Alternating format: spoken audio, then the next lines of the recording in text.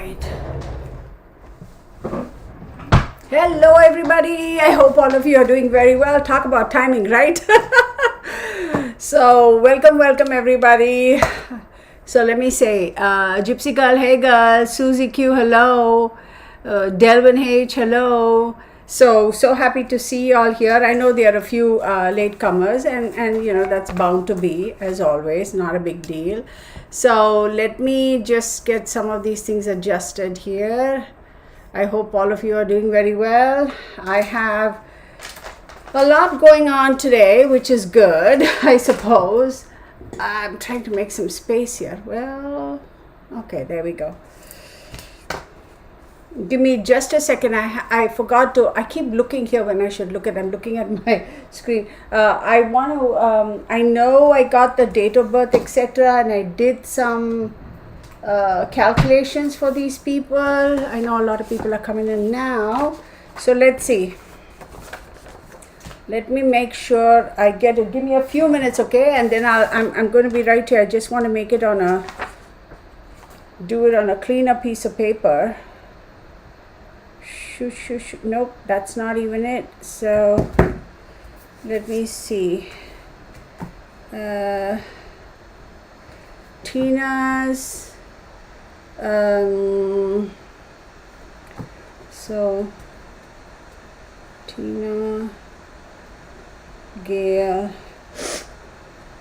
I should have done this earlier, but I had no time, y'all. I'm so sorry.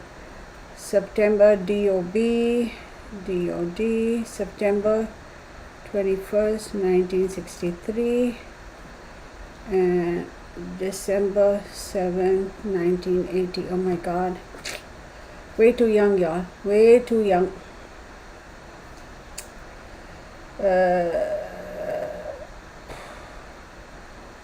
Wait, what?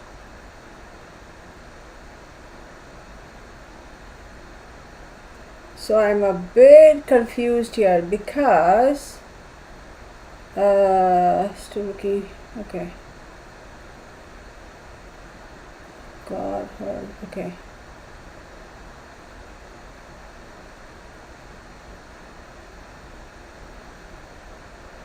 Okay, I'm a bit confused. So because finally I'm still looking for his. Okay, so what's his name? What's his name? Harold, right? Harold Dean, June 7, 1963. 7th June 59. Wait, who is June 7, 63?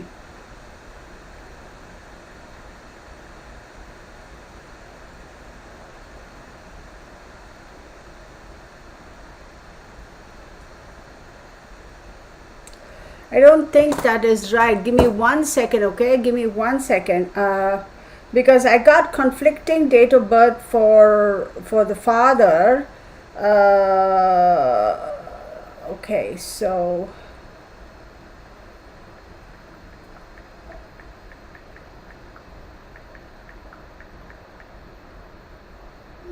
because I have his date of birth as June 7th, 59. Well, it could be. Okay, because he was just a couple of years. Date of birth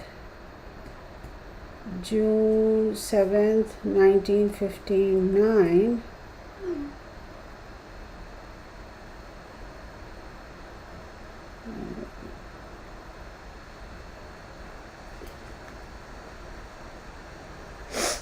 Okay, date of death Jan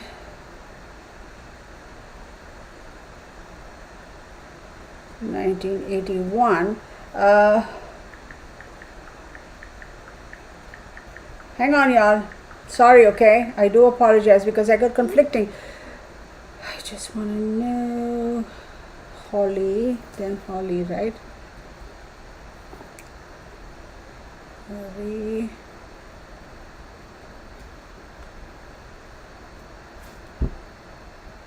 Shit.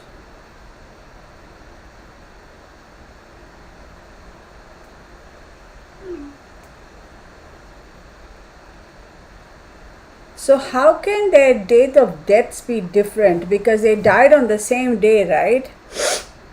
Because I got date of death as January 1981, but for her I got, okay, same date. Yeah, because she gave me a different date. So I'm going to do December 7th. Okay. Well, we're going to go with this, y'all. Where's my little bookie? Yeah. Sorry about this, everybody. Give me just a second, okay? Because it is conflicting because for the mom, I got her date of death as December 7th, 1980. And for the father, I got the date of death. It should be December 7th, 1980 because it's the same date, right? But, yeah, exactly. Because somebody sent date, well, you sent me date of birth January 1981. So that's why I was confused because it couldn't be. Because for me, I got it. Okay, all right. Sorry, everybody. Give me 1 second, okay? January, February, March, September. So 9.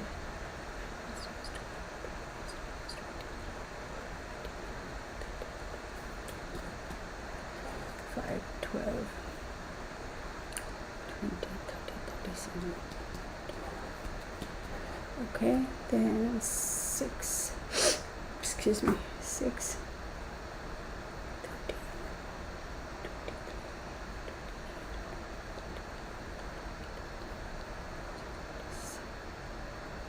37. Wow, this is also 10. What? Okay, no wonder. Okay, 6 plus 7 is 13, plus 10 is 23, 23 plus 5 is 28, 29, 30, 31, 32, 33, 34, 35, 36, 37. Yeah, okay. So, wow. Very fated, y'all. Very, very fated. There is no doubting that. Okay, let me see. 2.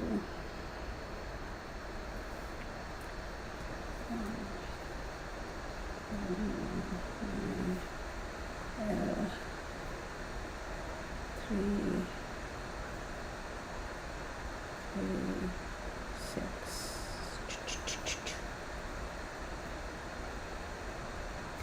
Okay.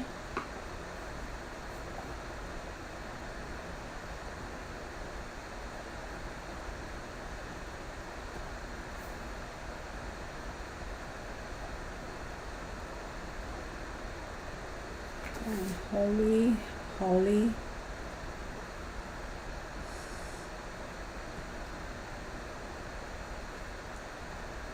Hang on, everybody. Sorry about that. I was so busy today.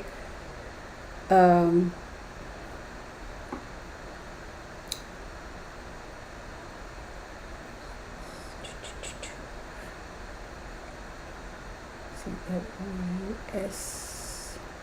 Okay. Let me just get this math out of the way and then we can get started. So 10, 17, 20, 30, 37, 40, 40, 50, 55, 58, 8, 4, okay? 10, 20, 41, 41, 45, 46. Oh my God. 46 is 10. All right. Then for her, let's see. 10, right? 21, 27, 27, 37, 37, 40, 45, 50, 60, 60, 70, 70 plus 6, 76, 76, 7.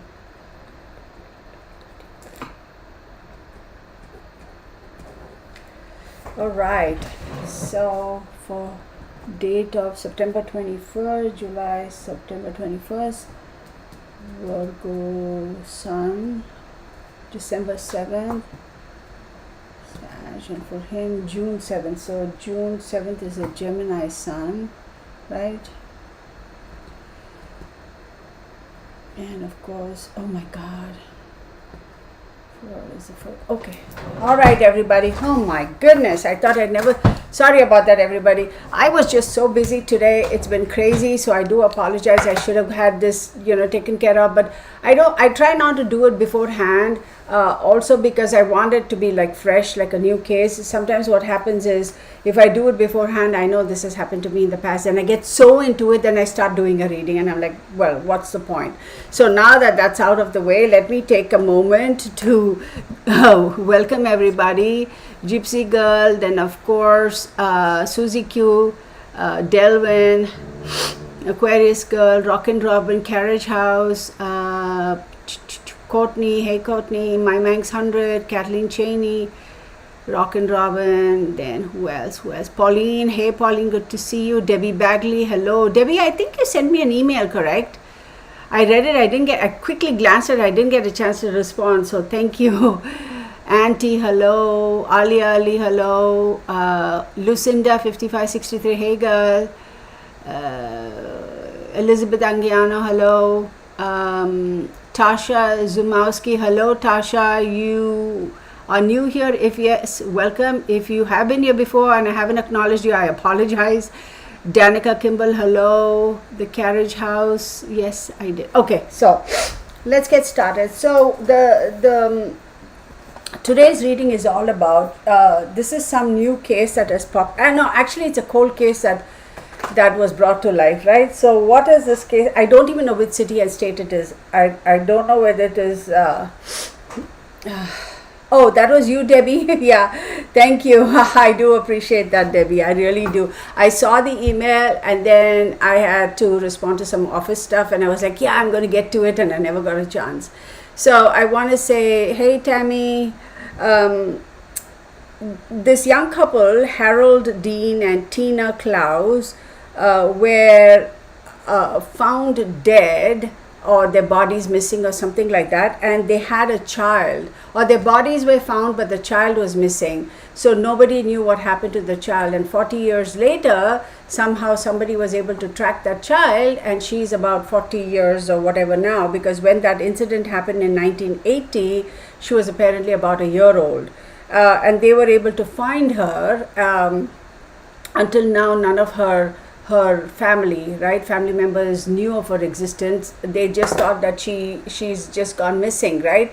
So at least we're glad that she's alive and she's doing okay, although we don't know what her backstory is. So let's take a look at this and see. One thing I want to make sure is, disclaimer, this is for entertainment purposes only. These are my observations, my opinions. Please do your own research, do your own due diligence, and form your own conclusions. Having said all of that, of course, to my subscribers, thank you so very much. I do appreciate your participation, your ongoing support. And for those of you who are visiting for the first time, thank you for joining in. Please do leave your comments. I hope you stay and subscribe and become a member of this little group. I do have a website, therealtarot1123.com, where you can go online and see the different kind of personal readings I offer. It's very interactive. You can make your own, pick and choose a date and time that's available on the calendar, etc. It's very, very interactive and easy to use. But I will recommend to please register as a member. When you register as a member, it's free. All you need is your name and your email address. And no, you're not going to get spam from me, that much I assure you. Membership is free, right? So I do post videos off and on, actually often for my members. These are free videos, just informative videos, or maybe some readings too, just for the members. So it'll be interesting. So let's get on with this, right? Pandora Spox, hey girl. Carrie Lee London, hey. Baby Holly, that's her name, right? Her name is Holly Marie Clouse, apparently. I'm going to light my candle because I feel I have a need to light my candle, and I also have, let's move things around. Let's see, I don't know where. Okay, see, that's my problem. This table is so cramped, it's like no jokes. Seriously, y'all. I'm telling you, no matter how big a table I get, I'll still fill it with things because I like things to be at hand, and then I'll anyway complain and say, oh my god, I have no space. I just that's just me. Or maybe I can actually, yeah. So I hope all of you are doing very well. Yeah.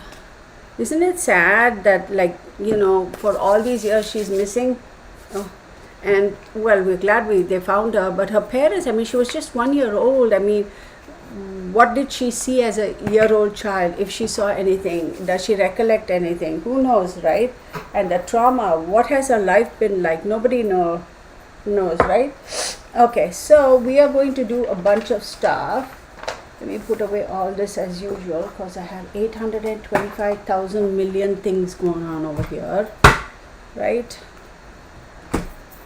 All right, because I need that. Y'all, I know y'all probably get annoyed at me and say, well, Kirtana, can't you have everything organized ahead of time? My bad. What can I say? So let's look at this. So for Tina Gale Clouse, the mother, she was born on September 21st, 1963, and of course, assumed date of death is December 7th, 1980, right? This is based on what information I was able to gather, and also what information Gypsy Girl was able to gather. And Tina Clouse, we have her as a Virgo sun, right? And the date of death is during Sagittarius season. So she has the 4th house active, 5th house, and the 1st house. Can I also go so far as to say that 10th house? I don't know. Maybe I should. Well, we'll see how that goes. We'll see.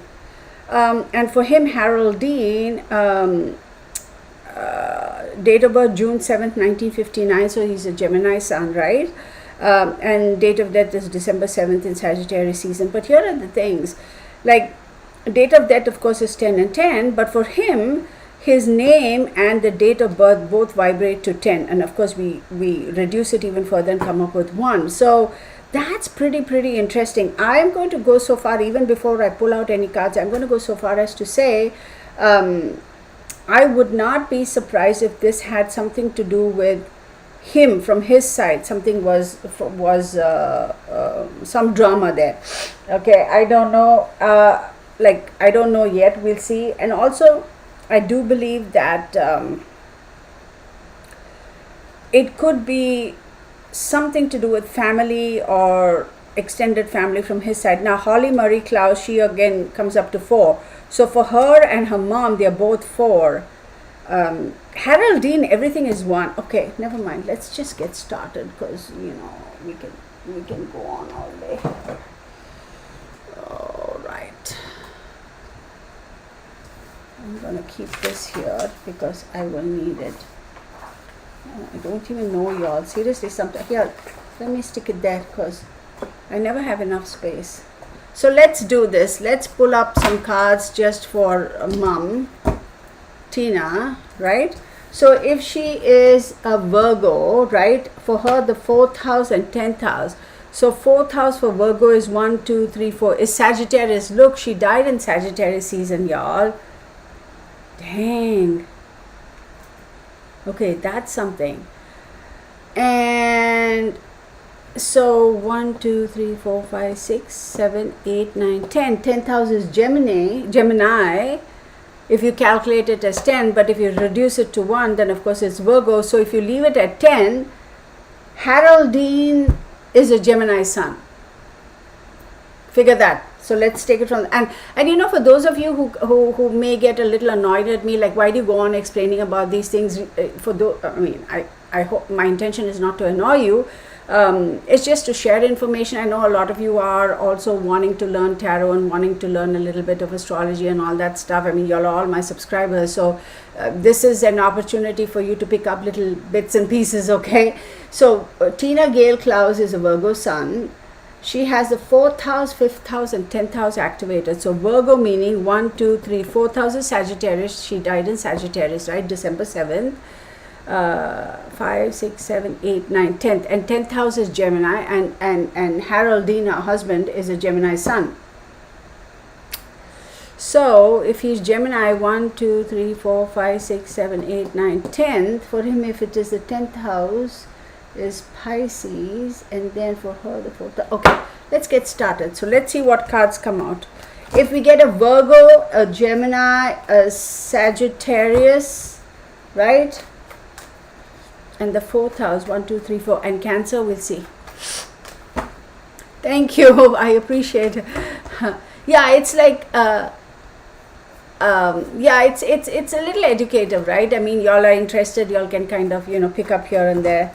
So, and sometime, when you're sitting and playing around with the tarot cards, doing your own thing at home, y'all will say, oh, okay, now I remember, type of thing. Okay, here's another little tidbit, y'all. This candle is like moving around. All right, baby. Libra. Come on, buddy. Libra. Okay. The Earth card. It was to balance the scales, y'all, because none of them have Libra in their charts, right? So yeah, it was a balancing. It was I wouldn't be surprised if it had something to do with settling dues even. Oh, thank you, Alia. You're always kind, Alia. Then we have Leo. Then we have Aries. I'm surprised Aries has popped up. What?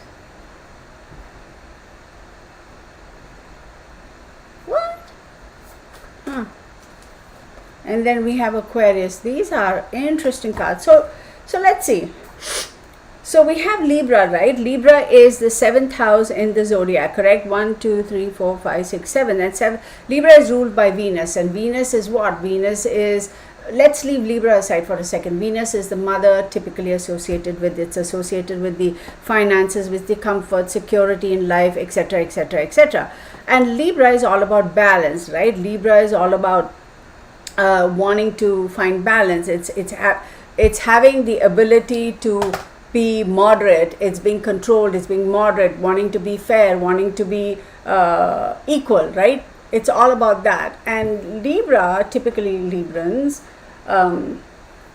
they are not too very aggressive or pushy, right? They are the kind of people, sometimes you may think, oh my God, this Libra can't even make up his or her mind. No, it's just that, it's not that they are incapable of making a decision. It's just that they want to kind of be, they are the mediators. They want to, like, hey, where do you want to go? You want to go eat, see, now I have to be careful what I say. You want to go and eat some exotic meal somewhere, some other restaurant, or you want to go get, or let's just put it this way, you want to go to this burger chain or that burger chain. And Libra will be like, it doesn't matter any one of those, right? So that sort of a thing. I have to be very careful. I don't want to mention any specific names because I have a story to tell you after this. Oh, you're going to love it. All right. And then we have the Earth card. So the Earth card again talks about grounding energy. It talks about the Earth element, stability, grounding. Also could be a little stubborn too, that kind of an element with the Earth, right? And then we have Leo. What is Leo? Leo is fire, and Leo is all about, it's the 5th sign in the zodiac. And Leo has got to do a lot with the self, with the ego. Leo also has to do with being a little bit selfish at times, self-preservation. Now, don't come at me. I'm not calling all Leos selfish. That's not what I'm saying. I'm just talking about the general attributes, right? And Leo also does talk about ego. It talks about wanting to be the decision maker, wanting to be upfront, and that sort of a thing. Then we have Aries. Aries is the 1st house of the zodiac. And what is Aries? Aries is the baby of the zodiac, right? Aries is like, okay, I'm just going to go do my thing. You can do whatever you want. Don't matter to me, right? Now, here's the thing. Libra is ruled by Venus. Leo is ruled by the Sun. Aries is ruled by Mars. And then we have Aquarius pop up out of nowhere in this. Now, what is Aquarius? As we know, Aquarius is the 11th house of the zodiac. And Aquarius is ruled by Saturn and Uranus. Saturn is restrictive. Saturn is going inward and trying to... Saturn is... how shall I explain Saturn? So think about 8 of Swords, okay? Just think about it. It's not exactly Saturn, but think about 8 of Swords. Now, 8 of Swords, it's like almost self-imposed restriction, right? Saturn, you think about Saturn imposing those restrictions on you. It's not self-imposed. Do you get... I probably butchered that, sorry. So it's not like self-imposed restrictions. It's like somebody has put a restriction on you, and it's not just a restriction. It is, hey, it's like, here's your opportunity to learn your lesson and fix all the boo-boos before you go on. So that's Saturn. And then on top of all that, you have Aquarius. I mean, you have Uranus. Uranus is sudden shocks and changes. So you have these restrictions and then the sudden change, right? And then you throw in Mars. What is Mars? Is that fiery, feisty energy. Let's go, let's go, let's go. Leo is ruled by the sun. If it gets too hot, you burn. If you don't have the sun, enough sun, then you die. I mean, not you. You know, I hope you know what I'm saying. Then you have Earth, right? Earth is all about, the stability, wanting to have the security, that sort of thing. And then you have Venus over here, which also is an Earth sign, right? I mean, Venus rules Taurus too. So that's all about, again, the securities. It's all about the good food, the finances, the fine, flashy, all this stuff. So it's very interesting that we have all of these elements here basically, but we have fire, we have earth, and we have air, but we don't have emotions. There are no cups over here or no water signs over here, which is very, very interesting. So let's take a look and see where this goes. I got out a couple of cards, decks that I want to use today. I might start off with, hang on you guys, what do I want to go and do? Oh my goodness, I'm at a loss again. Okay, let's try this. Nope, I don't want to do that. I'm going to try my gilded deck. Not try, just use it. Hello, where are you, buddy? Why can't I open? There we go. Let's do the gilded deck.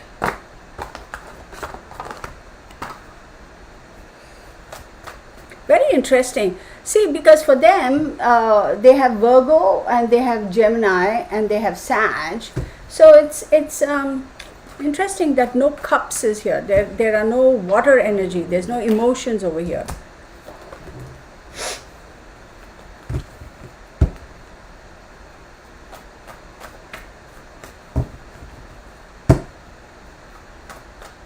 Sunshine, Dragonfly. Hey girl, how you doing? Okay. Let's get started. Three of Swords. Beautiful, isn't it? Look at this deck, y'all. Look at the edges. I mean, I've used this.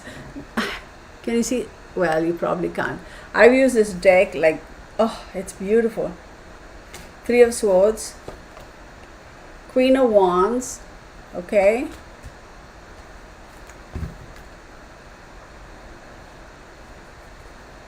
Interesting. Okay. Knight of Cups. Finally a cups pops up. Page of Wands. Lot of people involved, y'all. Lot of people involved in this. Eight of Cups. Lot of people involved. So let's take a look at this before we move on. So Three of Swords, as we say, it's all about the tarot says, oh, it's divorce, it's heartbreak, it's loss, it's depression, it's surgery, etc. But Three of Swords also indicates a need for really delving deep and figuring out what your true emotions are, right? It's like not taking a particular agenda, not taking a particular stance, right? It's truly taking a look at your heart, right? And how you truly feel and your true emotions. So it's like, don't be partial, but try to look inwards and see what are your true emotions, right? It's almost like, okay, graphic maybe, it's almost like, right, splitting the heart. In other words, it's like going absolutely inwards, like absolute to the core of your emotions and figuring out what the emotions are. And it also talks about, once you do that, you will find the balance. This is how we saw this. So I wonder if this had something to do with, finding the happy medium, right? Libra, finding the balance, right? Finding the balance, trying to mediate, trying to kind of maybe even negotiate, but somehow it didn't settle very well, because even though the intention was to negotiate and to mediate and to find a happy solution that would suit everybody, somebody felt it was way against their emotions. Their heart really wasn't in it, meaning they weren't accepting of that sort of an outcome. They didn't want to take that route. Okay, then we have the earth. I need my glasses. Are you serious? Yes, everybody. Thank you, Carrie. Hit the like button, y'all. So then we have the earth element over here. Okay, and right under that we have the Queen of Wands, which is interesting, right? So the Queen of Wands is a very fiery energy.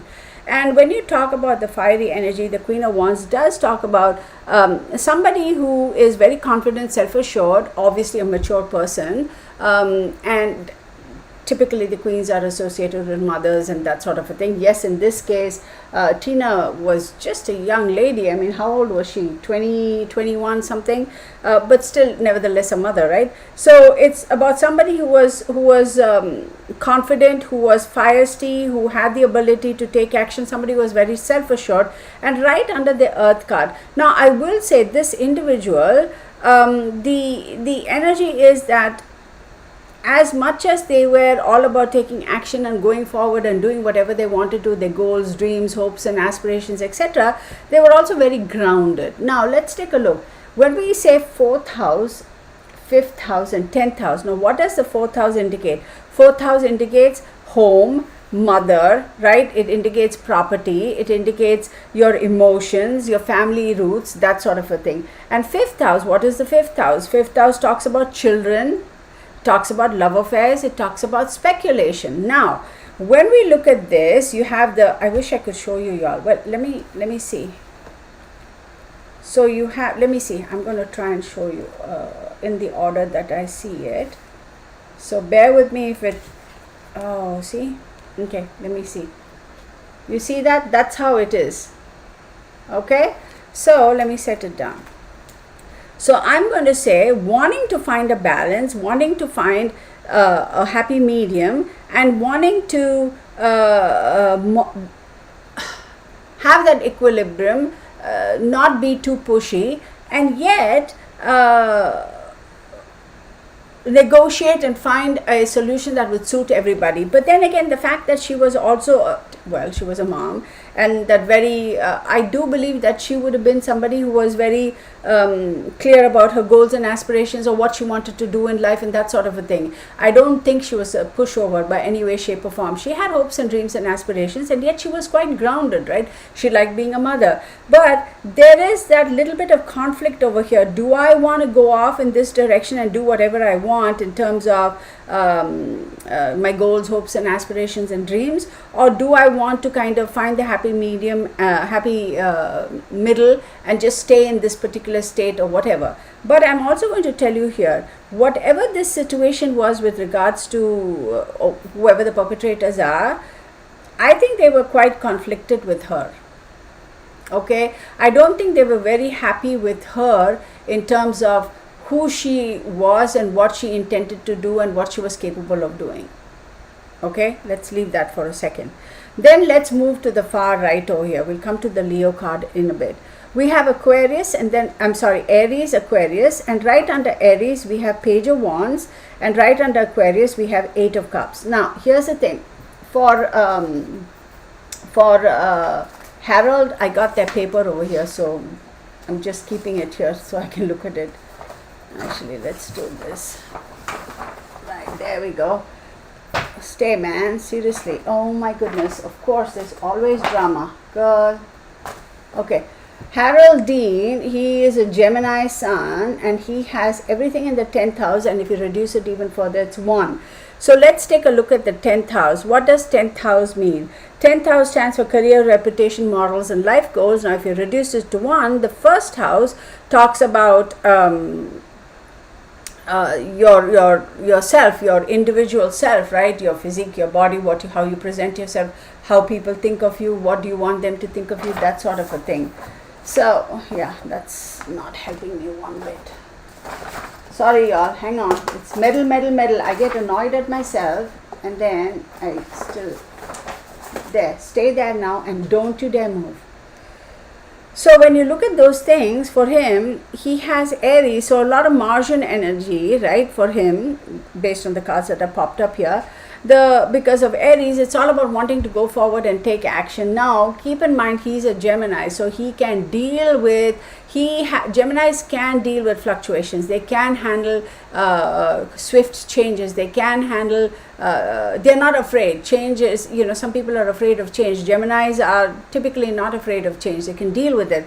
However, he has a Page of Wands over there. Now, the Page of Wands, what is the Page of Wands? Again, taking some action, some new projects, some new information coming in, right? It could also be a new offer coming in. And then you have Aquarius over there and Eight of Cups. Well, what is Aquarius? Aquarius is, for Gemini, 1, 2, 3, 4, 5, 6, 7, 8, 9th house, right? Aquarius is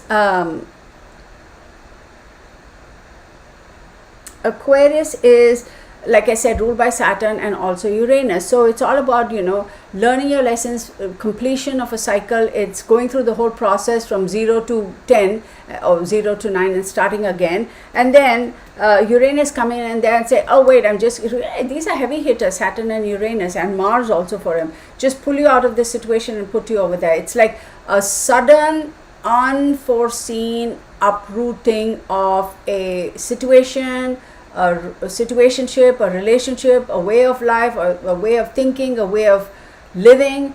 And Eight of Cups talks about walking away from it, emotionally checking out. So whatever situation that transpired over here, I do believe that Harold, he was quite torn, and I do believe that he did technically, emotionally check out, in the sense that he was at a loss as to how and what to deal, as to how to deal with the situation and why was this happening, what was going on. So this is a very, very sudden event. Obviously, I don't think they really expected it. It came out of nowhere. But I will also tell you this, y'all, there are a lot of people. You have Queen of Wands, Page of Wands, you have the Knight of Cups over here, a lot of people. Now let's take the middle. Leo, right? Leo is ruled by the sun, right? Again, Leo is a child, and the 5th house, as we know, is speculation, love affairs, kids, right? And then you have the Knight of Cups. I am going to say that there was a reason why she was spared. This is the common ground. There was a reason why she was spared. Now let's go back. Virgo. So Leo is the 12th house. So 12th house will talk about hidden supports. 12th house is okay. And for him, he is a Leo. No, he's a Gemini. So 1, 2, 3, Leo is the 3rd house, and that talks about communication, immediate environment, siblings and adventures. Y'all, I'm going to tell you, like I said before, I even took out the cards. There is some familial relationship over here, some sort of a connection going on, and it was something to do with that. There is a reason why she was left or she was taken away. Like I said, Leo is also about the child, right? 5th house, children, speculation. Knight of Cups, yeah.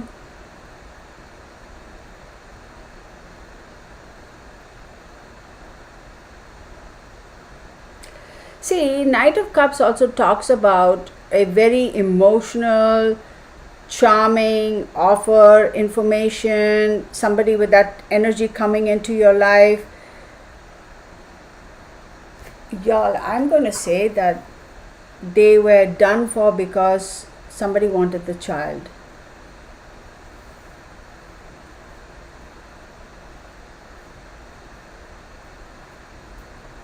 Hang on a second. It's either that or they were done for because of some disagreements and arguments and a clashing of personalities and egos and challenging each other. And then they see the child and they're like, oh, well, we may as well take her. She's cute. There is some familial connection, more so from his side than from her side.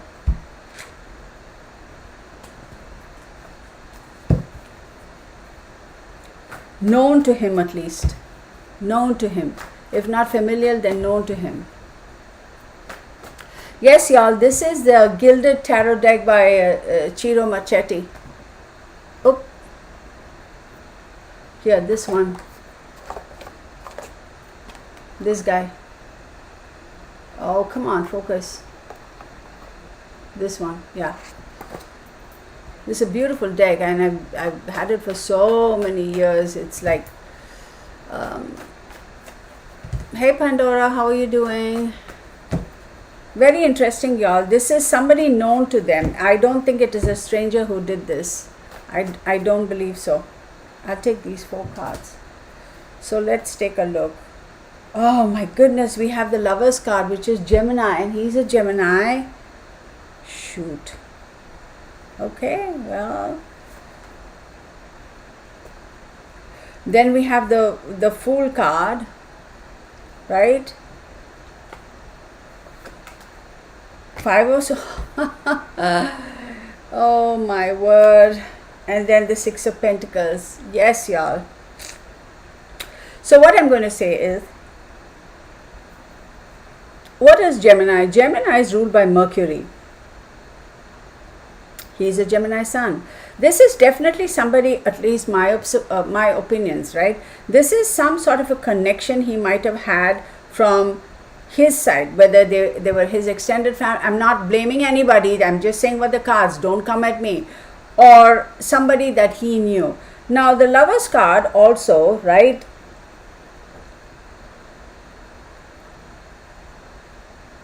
Talks about decision making, choice, duality, right? And then you have the Fool card right after that. And the Fool card is Uranus, change. The Fool card is new beginnings, right? And it talks about just stepping off into the unknown. But then again, I'll tell you this though, with duality, decision making, choices, Gemini, Mercury, and the Fool card, when you put them all together, it tells me that couple of things. One, more so from his side, the connection is also had to do with their relationship, his relationship with that person, okay? And it was a decision that had to be made, and somebody didn't make the decision on time, or didn't make the decision that was suitable for them, and then they decided to just go off the tangent, step off the deep end, or whatever, and step off the cliff and just go for it. Now,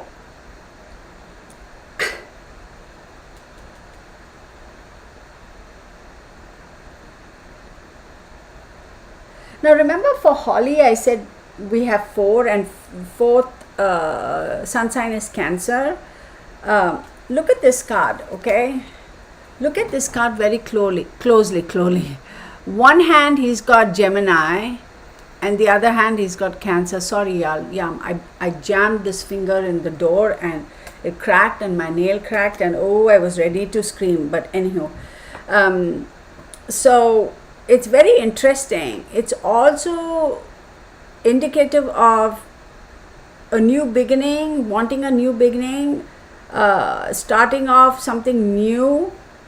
And then we have the 5 of Swords on this side. So as much as it was a question of making a decision, starting off, change, duality, yada yada, all that fine stuff, could be lovers too, it could be intimate partners, and starting off new and whatever, you have the 5 of Swords. So there was a lot of fighting and argument, and lot of what is 5 of Swords? It talks about violence, right? It does talk about, now then again, Swords is intellect, rationale, verbal, decisiveness, aggressiveness, harsh, that sort of a thing. There was a lot of talking, there was a lot of back and forth, a little bit of, I would say, abuse too. And it also says that it's like not, the energy around this card is somebody who doesn't give a flip about somebody else's emotions. They're like completely detached, emotionally detached, and emotionally don't care. It's like, I don't care if you get hurt, I don't care if you fall down dead. That's the energy from here. And after that you have the 6 of Pentacles. Now 6 of Pentacles, yeah, could be a breadcrumbing card, I mean, type of thing. 6 of Pentacles also talks about giving and receiving. 6 of Pentacles also talks about bargaining. It's like, I'll do something for you, you do something for me. Based on what I'm seeing here, I do believe that this has a lot to do with from his side, his connections, his associates, somebody he might have known, maybe his extended family who, I don't know. It talks also about giving and receiving, and I do believe there's a reason why the child was kept safe. I believe they just picked her up. She's very, very instrumental, principal in this. This is her, this is Holly, the son. I mean, we don't know her date of birth, etc. But this signifies a child as well. Wait, hold on. Susie has something. What I do find odd is completely removing all ID, adopting out the baby, but then contacting family to return the Clouse vehicle for money, and no one asked about. Yeah, I do believe it was for the baby. I do believe the baby was adopted out, given out, whatever. Okay, let's move on, right? Let's get some more cards out here. What do I want to see? I should have picked up. Where's the other card? Dang it, girl. I was going to get the other Chiro Machete deck, but I thought I got it here. What am I even doing?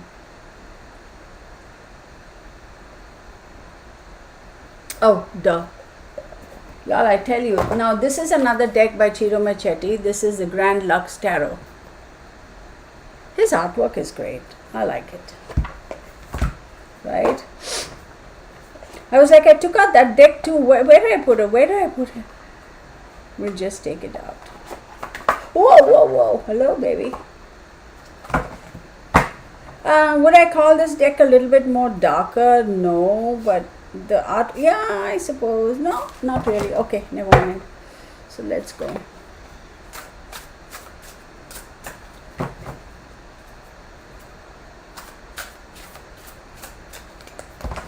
We'll see. Susie, I saw your comment. We'll see. I don't know. Something will pop up here. See, whenever you see this, what does it remind you of? To me, it reminds me of the Templars, right? Now, I'm not saying the Templars are involved, but then by great extension, I mean, if you really want to reach out too far, then you could say there is some sort of an association with an organization. But let's see. I'm just visually giving you a little something here. I'm not saying that I see that at the moment, so don't jump to conclusions, okay? We'll see.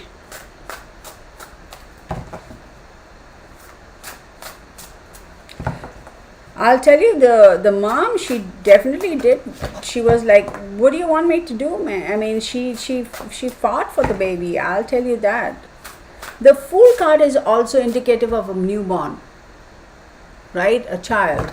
Not a newborn, a child, I suppose. And I'm not saying I'm calling children fools. That's not what I'm saying. People don't twist my words around. It's like 0 is like your life is just beginning, right?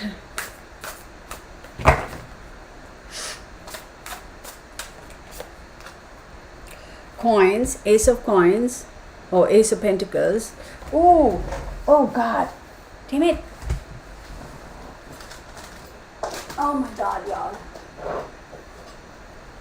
So somehow a little mosquito got into this room, and I have been watching that dang thing. I don't know if it's a him or a her the past few days, and I have not been able to get him or her. Come on, buddy. Oh no. I haven't been able to get him or her, so I just felt a little bite on my leg, and I'm like, yeah, no, I don't need that. So lighting the whatchamacall, sage also helps. I'm being distracted. It's weird. Ace of Coins and money, income, opportunity,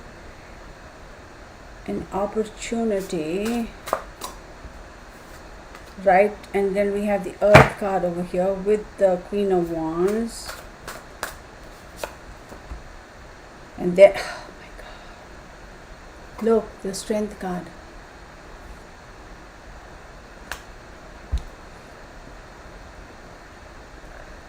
Resilience, control,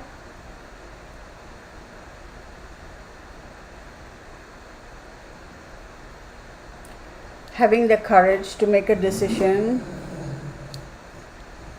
having the courage to go forward. But how does that play out here? Let's see. So it's like, oh, okay, I'm going to give you an offer, I'm going to make an offer, give you an opportunity wherein if you take this offer and opportunity, you can go forward and do a lot of good things. But do you have the strength and courage to accept this offer? Damn it! Oh, y'all, I'm so sorry, y'all. Please forgive me. I'm telling you, this dang mosquito. Bernard, did you bring the mosquito in? Huh? Did that mosquito ride on your fur and get into the room?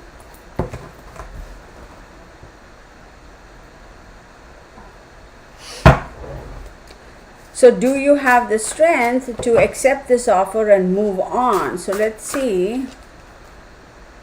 And then you have the Empress, which is the mother, right? The Empress talks again, is ruled by Venus, right? Love, comfort, and security. So take this offer. If you have the strength to accept this offer and move on, it is going to provide you all the comfort and all that nice stuff that you would obviously need, the luxury and the comfort and etc. etc. But I think she kind of fought it. She was like, no. Swords, yeah, the Prince of Swords or Page of Swords. There was a lot of talk, there was a lot of back and forth. I do believe they were watched. I also believe that there was an offer of peace made, but trying to bargain and say, hey, just let us go, whatever, but it was not accepted. And it was like, there was a lot of talking. They were definitely watched.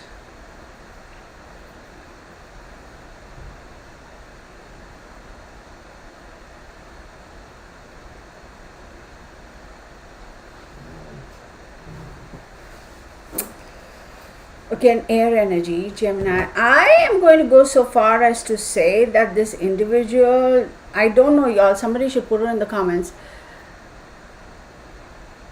Somebody liked birds. Either they painted birds, pictures of birds, paintings of birds, or they liked birds, or they had pet birds, or they were into bird watching, something like that. This candle is going off right here. I mean, like dancing all over.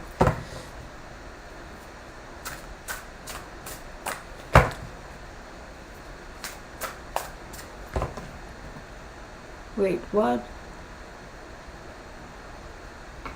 Oh, wait, you're talking about termites? Yeah. Oh, yeah. Whenever there's a big, there's a season here, whenever there's a big gust of wind or whatever, and when the wind really picks up, you go outside, like in a backyard, you'll find oh, it gives me the creeps. These termite ants, at least I don't know I didn't know they were termites until Gypsy Girl told me. They're ants with wings all over the pool, like in little clumps. Oh my God, it's making my skin crawl. And I'm like, hell no. But you can't help it, all of us. I mean, like, it's not just our house. Whoever has pools over here, they seem to just land in the pool. I'm like, good, at least they're dead, right? But you know what? They don't die right away. You can still see a few of them on top of each other, like floating around and flapping their wings. And I'm like, oh God, that's so gross. But somebody who likes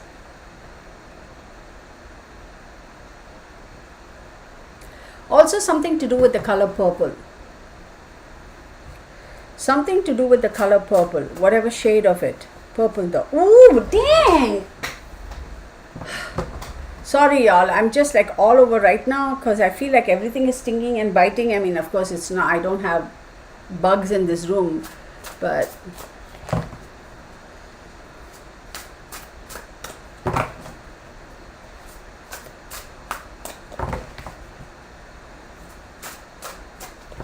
Susie Q, how bad bugs reproduce.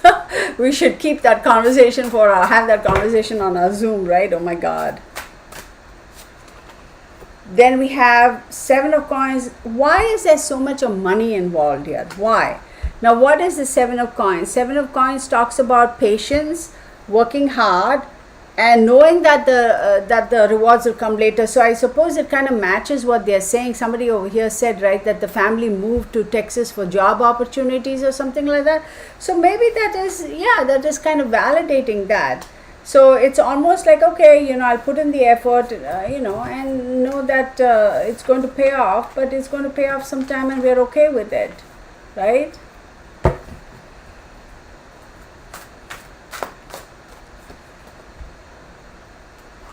Wands, Ace of Wands.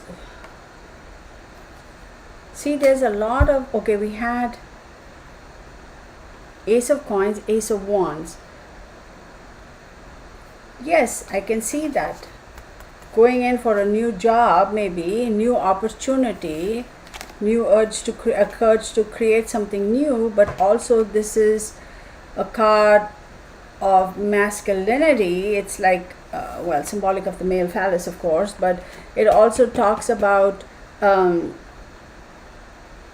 see, again with the Leo and the Aries, it does talk about some, and again it's a fire sign, Sagittarius, right? Aries, Leo, or Sag. Finally, Sag is, all of them are here.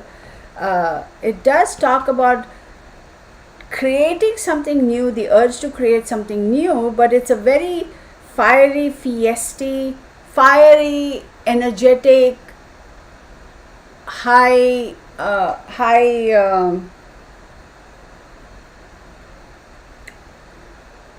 energy type of a creation, like a project or something like that. This has got something to do with money, y'all. Two of Wands. Waiting to make a decision and wanting to move. So I wonder if they waited a little too long, which could have caused, in making whatever decision, which could have caused a lot of this drama. Or maybe they shouldn't have waited this long, or maybe they should have waited. And then you have the High Priestess. Wow, twos again, y'all. This is crazy.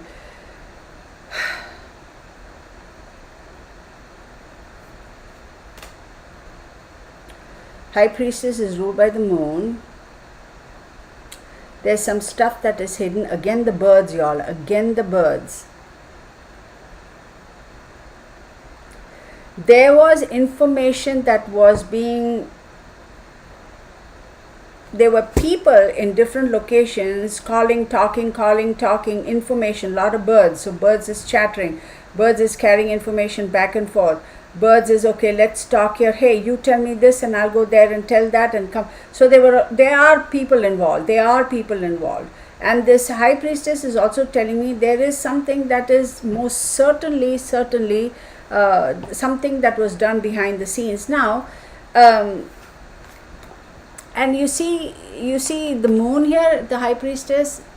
It shows you the whole cycle of the moon, new moon to full moon to new moon again, between the two pillars. So it tells me here that there is a possibility that there was a time option given to somebody here and said, okay, we'll give you this much time before we are going to have this conversation again. Yeah, this is weird, y'all. This is some serious weird stuff.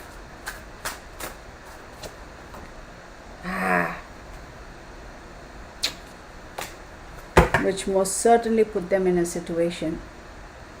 They felt like their hands were tied. They felt like they didn't have the power to make that decision. Again, the King of Swords here. But Swords, King of Swords is Gemini. It could be Gemini, Aquarius, or Libra. And he's a Gemini.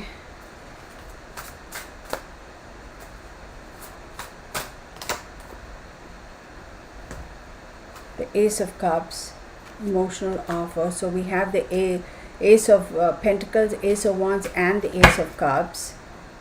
Did we get the Ace of Swords here? Not yet.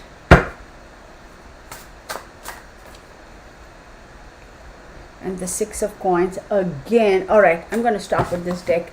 So what I'm seeing here is, this is, okay, let's recap.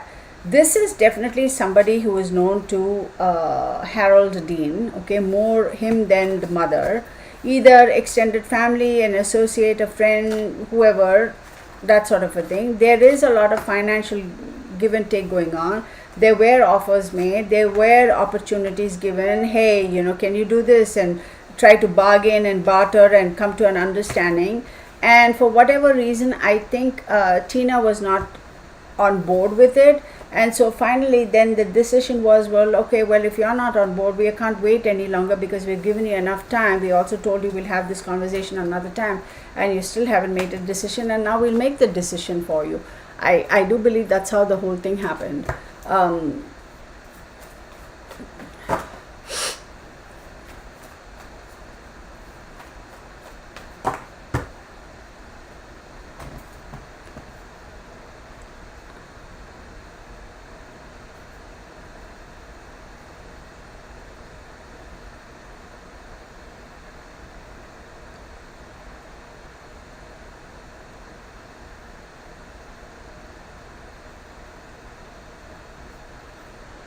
Okay, I was just looking at something. So Samantha says hey Samantha, they said the cult contacted the family to sell the car back to them. It's weird, y'all. There is definitely something going on with regards to the money and that sort of a thing. So let's take a look. Let's pull out a couple of other decks and see what's going on. Okay, let's see. Ow. I'll put this away. Maybe I'll use it again. Okay, let's do this.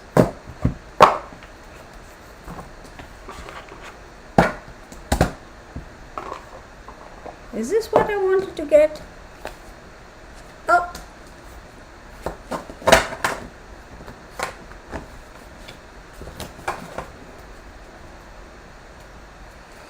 Okay, show me.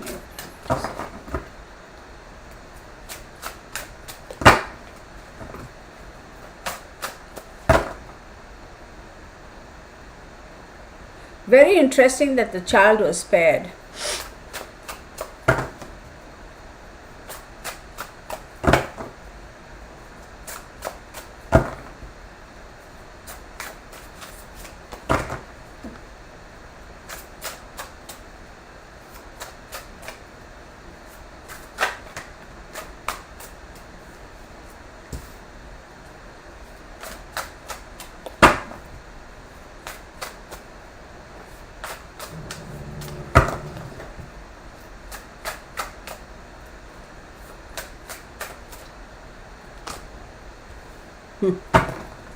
Or major arcanas.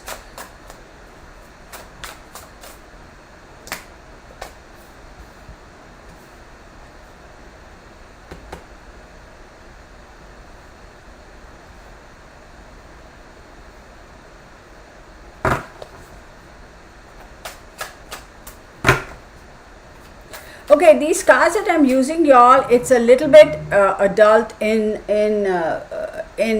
theme. Okay, so don't flip out. So I'm going to give you all a heads up right now. This deck of cards that I'm using is a little adult themed. There's a little bit of nudity involved, and if any of y'all kind of are sensitive to these things, I'm telling you right now to stop watching. Okay. Yes, yes, yes, yes. Okay. Yeah, this is a bit adult. Should I have used this? But I didn't mean to pick up this deck, but I did. So let us figure this out.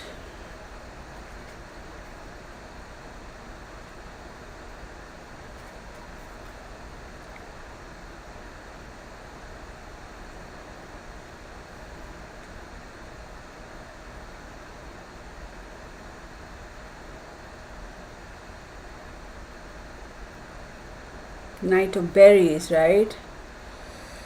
Phew.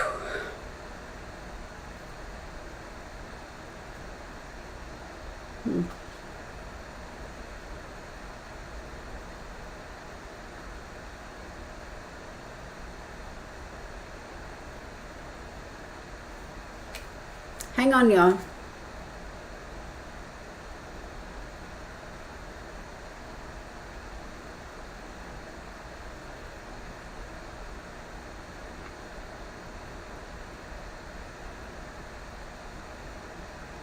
Yeah, this is not looking good.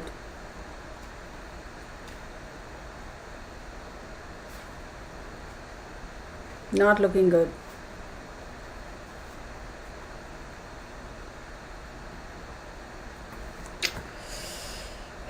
Okay, remember I said there's nudity, a little bit adult themed, the cards are, the deck is. So if any of y'all are sensitive to it, please click off, okay? Oh, I forgot that. Well,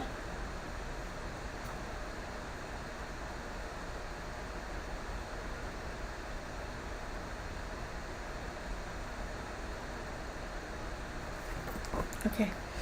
So we have temptation, right? The devil. So there is some temptation, okay, made by the magician, okay.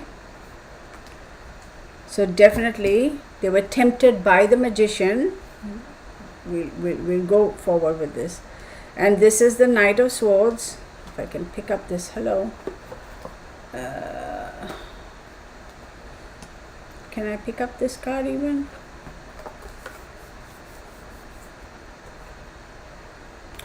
So they were tempted by the magician to make some quick changes, quick offer coming in, a lot of like almost like tempting them and saying, accept this offer and it's going to greatly impact your life and it's going to be a beneficial way of impacting your life, right? So, okay, so that's that. And then, okay, like I said, it's adult themed. Y'all please don't flip out, but it's about time I used all of my decks and I haven't shown this deck before. This is the Page of Coins. This is basically, yeah, I'm going to have a lot of you ask me, what is that deck? We'll talk about it on a Saturday. So the Page of Coins is telling me that, yes, it has something to do with money. I will also tell you, there is a possibility that one of these two people, the parents, right, be it Tina or be it Harold, were they volunteering in some sort of an organization. That is coming up to mind. And then we have the Ace of Spades. So it's almost like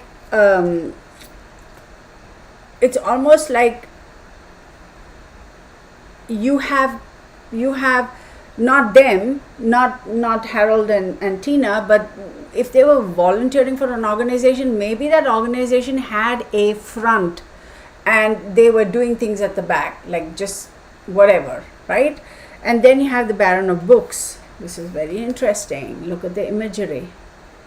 Definitely, y'all, definitely this had something to do with some sort of an organization.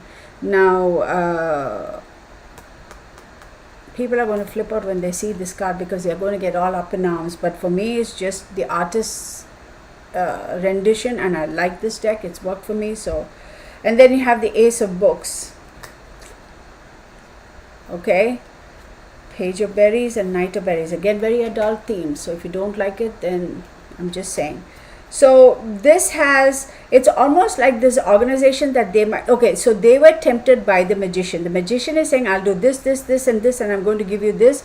I need you to accept the offer. If you accept the offer, remember even in the previous spread, I said there was an offer made, but there's a time limit on that offer. You need to accept it now or else. So this is being reiterated again. This offer, if you accept it, it's going to bring about a lot of change in your life, right?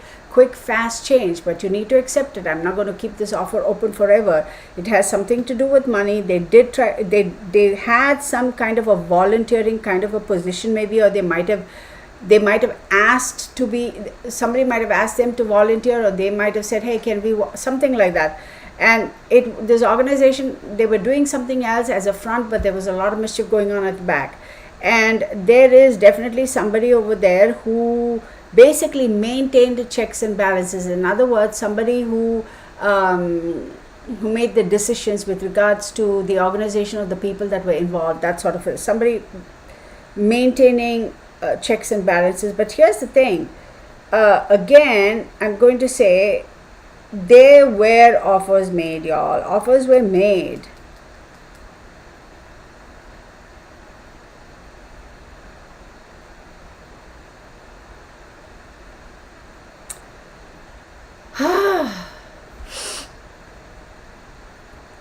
Yeah, I had to do a quick flash.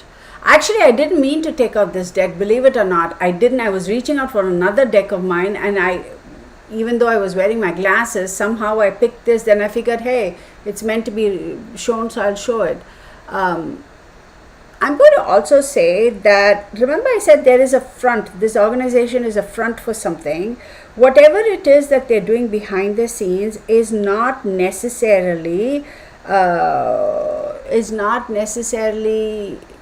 will not be acceptable by mainstream society. Now, again birds, y'all. Birds, somebody, I'm sure y'all can look up, what do birds mean, yada yada, there's a lot of people involved, a bunch of birds, a flock of birds, it talks about an organization, a group of people talking to each other, messages back and forth. This is definitely some weird stuff. Like this young couple, like how do they get entangled in this? I don't understand. Absolutely. I mean, seriously, I had no intentions of picking up this deck, Delvin, and it just, so I'm like, oh, all right, we will just use it then. So now let me get some clarifiers on this, and I will go back to my, I'll do this.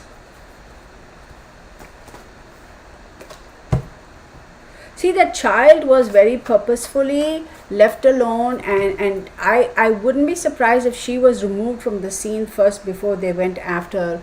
I think the child was forcibly taken from, let me see if I have that card. I do believe, no, it wasn't this deck.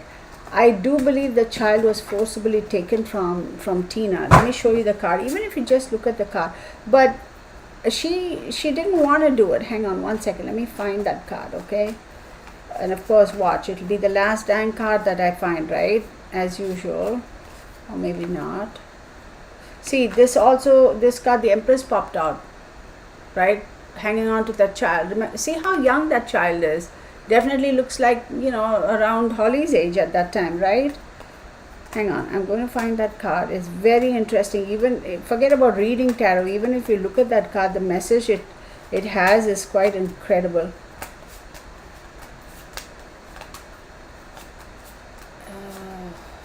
Oh, hang on, y'all. Oh, come on, honey. Pop up. Seriously? Not this one, not that one. Where is that? Well, maybe it is. Sorry, y'all, I'm just trying to find that card because it was so interesting. Maybe it's not this deck after all. Yeah, it's probably not this deck. Dang it.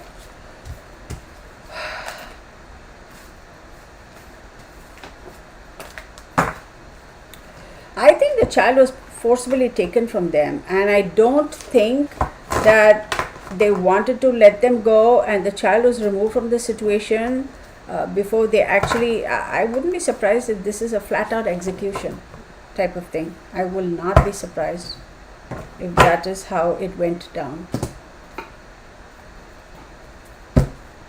Yeah, those risque cards are awesome. I will show you all sometime when we do our Zoom thingy. It's a very, very interesting. It's a little complicated, that deck. I mean, it is. It's not something that seriously any beginner or even an intermediate person can use. And whenever I have used this deck, I have used it for very in-depth readings, and they have always, knock on wood, they've always been super accurate, y'all. Super. I use them as clarifiers too sometimes, maybe not necessarily as the main deck, but as clarifiers for personal readings when I've done. Oh my god, they are so accurate. It's like crazy accurate. Hi Angela, how are you doing? Okay, we got two. We have the Hermit card and the Knight of Wands, and then we have the Eight of Wands. So yes, with the Hermit card, well, we can say typically, the Hermit is a Virgo card, right? And who's a Virgo over here? Tina is a Virgo. And then you have the Knight of Wands and Eight of Wands. So I do believe there was a lot of introspection in terms of, hey, look, I want to make sure we are doing the right thing. Is this the right path? Look, are we sure this is where we want to go? Look at that snake over there. Right? It's almost saying we really need to make sure we know where we are going, the actions we're going to take, just so that we don't put ourselves in a situation that's going to kind of in any way, shape or form hinder us or harm us. She would have been the voice of reason, okay? And then you have the Knight of Wands, and the Knight of Wands talks about somebody who is a little bit pushy, maybe even a tad bit aggressive, and saying, hey, look, I am going to be taking action over here. I am going to be, making the decisions over here. Now, the Knight of Wands also, let me tell you, again, let's, this is adult, so whoever's watching here has to be above 18. That's how I set up my channel. This is somebody who could be a little, how shall I say it? Could be a little lusty, could be a little forceful, could be a little sexually aggressive, okay? And then you have the Eight of Wands. So there is a possibility that this person, whoever, one of the individuals who's involved in this, could have also been making advances at Tina, which didn't sit very well. And then you have the Eight of Wands, and that was like, Eight of Wands just talk about, speedy action, quick changes, etc. So the relationship dynamics, the dynamics of the relationship with this person could have progressed too fast and too soon in a direction that Tina didn't like. So she really was like, okay, so remember I said we got to be careful and make sure we don't step on something? Well, look at that. Oh. So I think this individual also contributed to some of this. This is a weird thing, y'all. Seriously. I'm taking all these cards. No, they don't want me to. Okay, I won't. Afro-Human, hey, how are you? I haven't seen you in a while.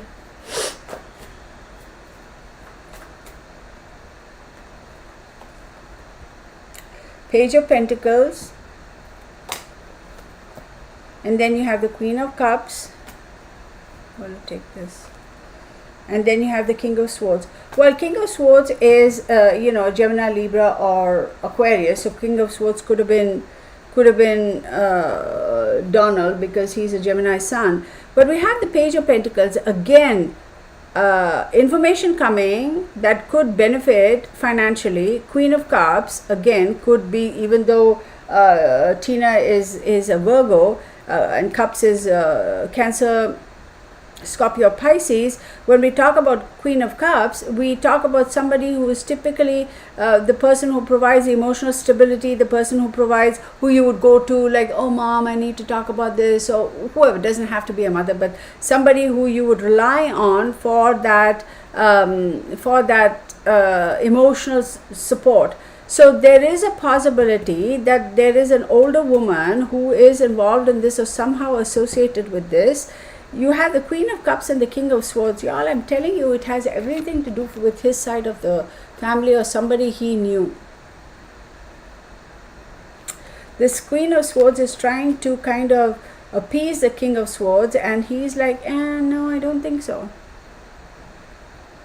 See, she's taking a cup. Can I even hold it together? To him. So making an offer to him, an emotional offer, and he's not buying it. Y'all, there are a lot of people involved in this drama. There are a lot of people. When this thing gets blown open, you will hear that there are people involved. Now let's see if this thing is going to get blown open. That's the question. Oh my God. I have to hide my tissue box because Mr. Tissue a lot, Sir Tissue a lot over here.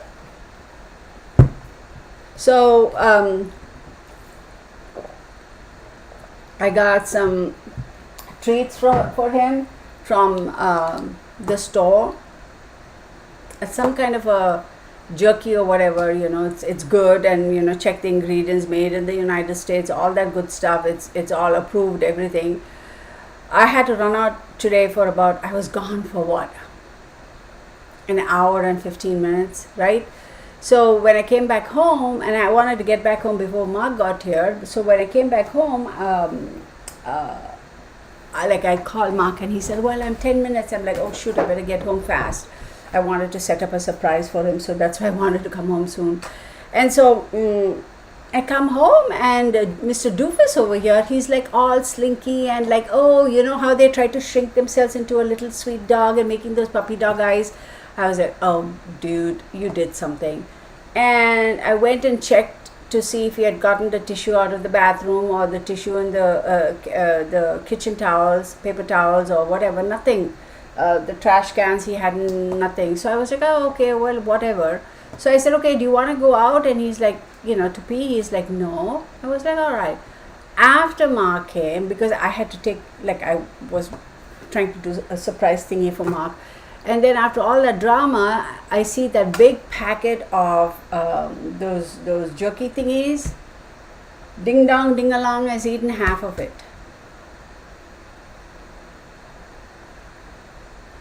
Yep.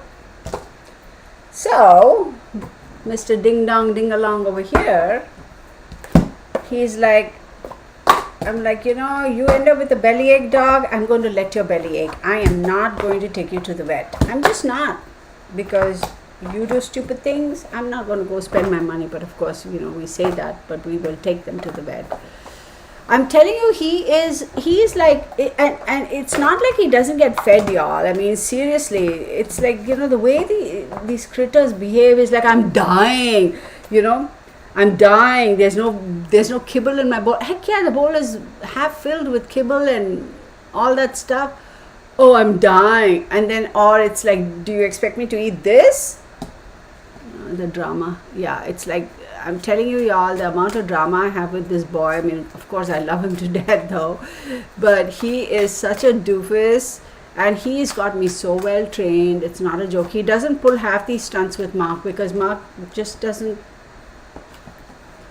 Mark will be sitting right there. He will be in the living room. And if he wants to be let out to go pee-pee, he will come to my study or wherever else I am in the house. He will come to me and get me to go open the door for him. And Mark is sitting right there. He won't ask Mark. And I get mad at Mark. I'm like, couldn't you open the door and let him in? He's like, he never asked me. What do you want to do? So, yeah. All right, let's get on with this.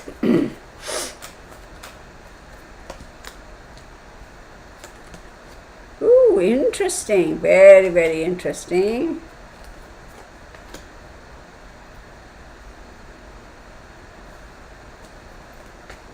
I won't show these cards at this moment.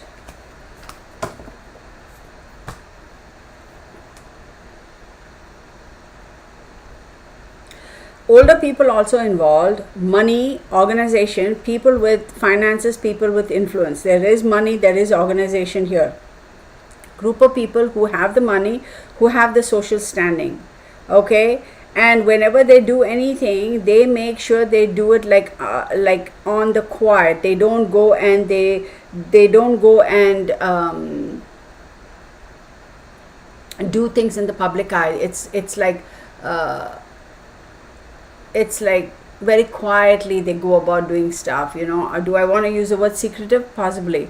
Then you have also the fact that these people, this group of people or these people who are involved, they have put other individuals in a situation where they have not been able to extract themselves. In other words, somehow they end up ensnaring, enslaving certain other individuals for whatever reason.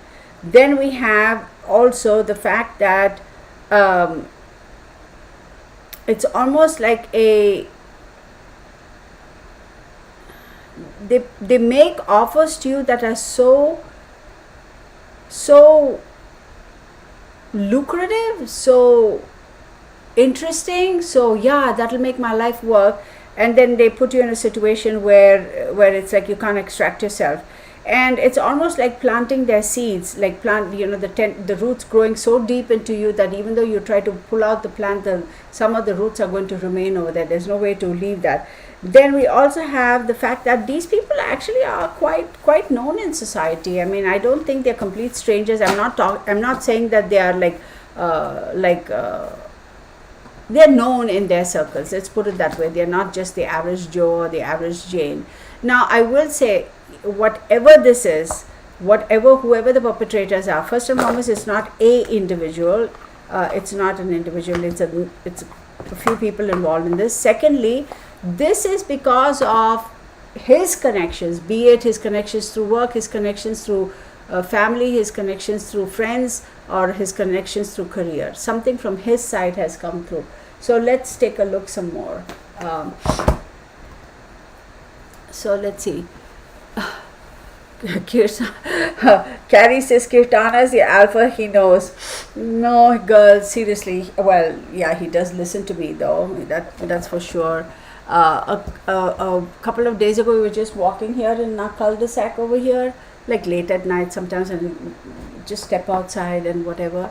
There was a possum running across, and this doofus was ready to go after the possum. I just said, nope, get back. And he listened. He's very good that way. He really listens. That way he's a good boy.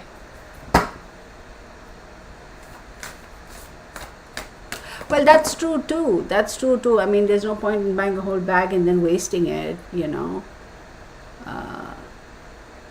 Okay.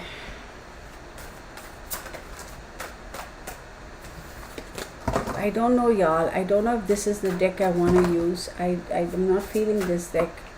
Let me pull some cards. No, I'm not using this deck. Let's leave it alone. This case is not over. I will tell you that.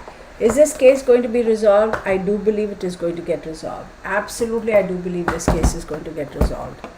But it's going to be very, very surprising and shocking to people when it does get resolved, because of the number of people who are involved. The child was very specifically spared for a reason. Okay, these are some lot of cards. Okay, I'm going to have to stack them and shuffle them in a weird way, because these are a heck of a lot of cards. Okay, let's get a principal deck out here. No, I am going to go back to my old faithful over here. Okay.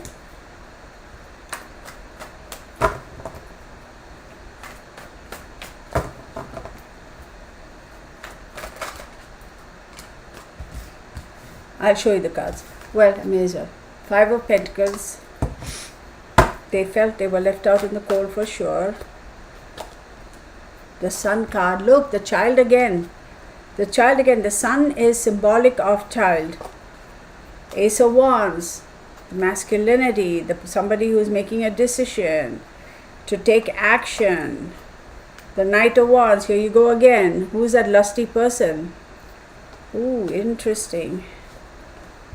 Queen of Cups. The Queen of Cups pops up again. Dang.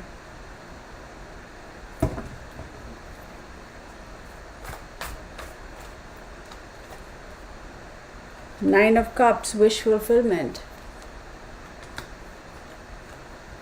Knight of Cups again. Jeez, y'all. This is crazy. The number of times these knights and pages have popped up. 10 of Cups. Queen of Swords. Okay, interesting. So we have 2 queens over here. So they definitely felt like they were in a situation where there was no way they could get out of it. Like they were literally left out in the cold. It's like, okay, what do we do? How do we go about it? How do we get out of this situation? Just couldn't help it. And then you have the child, the Sun card pop up, which says, yes, it is the child. And whoever this individual is, this Knight of Wands and the Queen of Cups, they made the decision. They made the decision to remove the child. The child is pretty much central to this. Well, of course, you know, you always say, well, Kirtana, obviously, she survived. Yes, but there is a reason why the child was removed. There is a reason why the child was separated from these people before they carried out the act. Okay? And then, of course, the Queen of Cups is most definitely involved in this. Again, a Cancer, Scorpio, Pisces. And then we have the Nine of Cups. It was almost like a wish fulfillment, right, for them. And what is the Nine of Cups? Nine of Cups also talks about, you know, abundance and good health and all that fine stuff.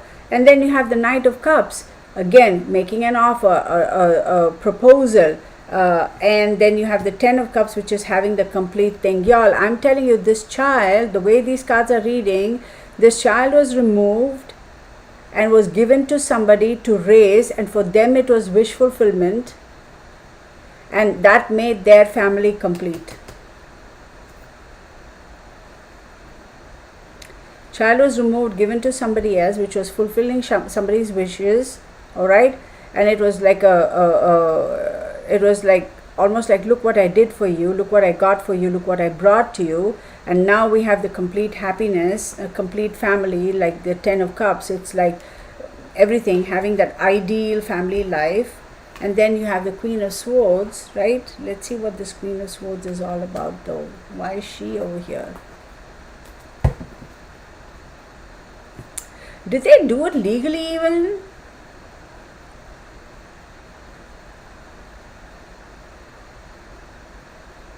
See, the Queen of Swords tells me that this is again Libra, Aquarius or Gemini, but this tells me that whoever decided to take this action, right, they went to somebody who has the ability to make these decisions and give them the go ahead and say, yes, what are you going to do, what do you have for me, and I'm going to sit there and make a judgment, and I'm going to sit there and make a ruling. So what that is telling me is, did they somehow, was there some legalities involved in here in terms of either their property, or were they able to get falsified papers and have the child adopted out? Somebody else helped them with that. That's what I feel. I'm going to stop with this.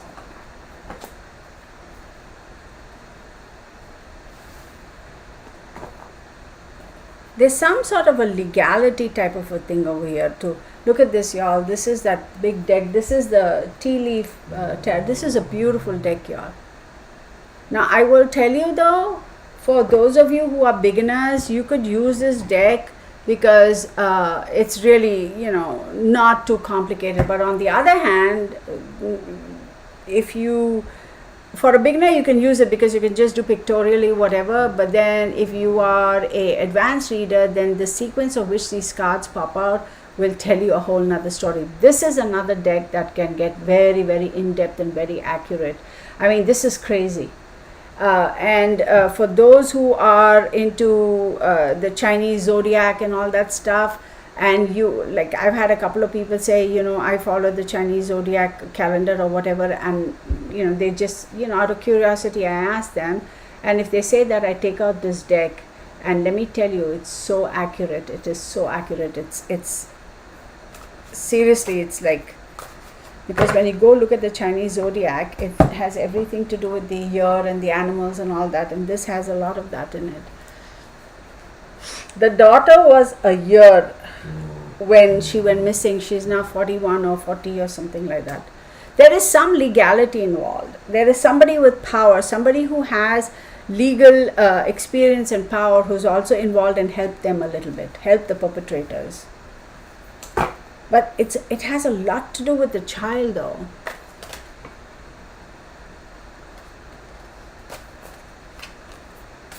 I'm going to shuffle a little slower because this is a handful, as you can see. As you can see, this is a handful. Oh my God, dog, seriously. I'll take this guy out, okay?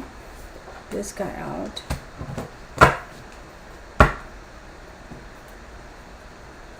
Could be. That's a possibility also, Gypsy Girl. Gypsy Girl says, could they? Oh my God. Okay. So I took out the two cards. A bunch fell, but this fell open, which is again the Sun card. And right as these I'm not going to read because they were like closed. Yeah, could be that they might have backed out too. So.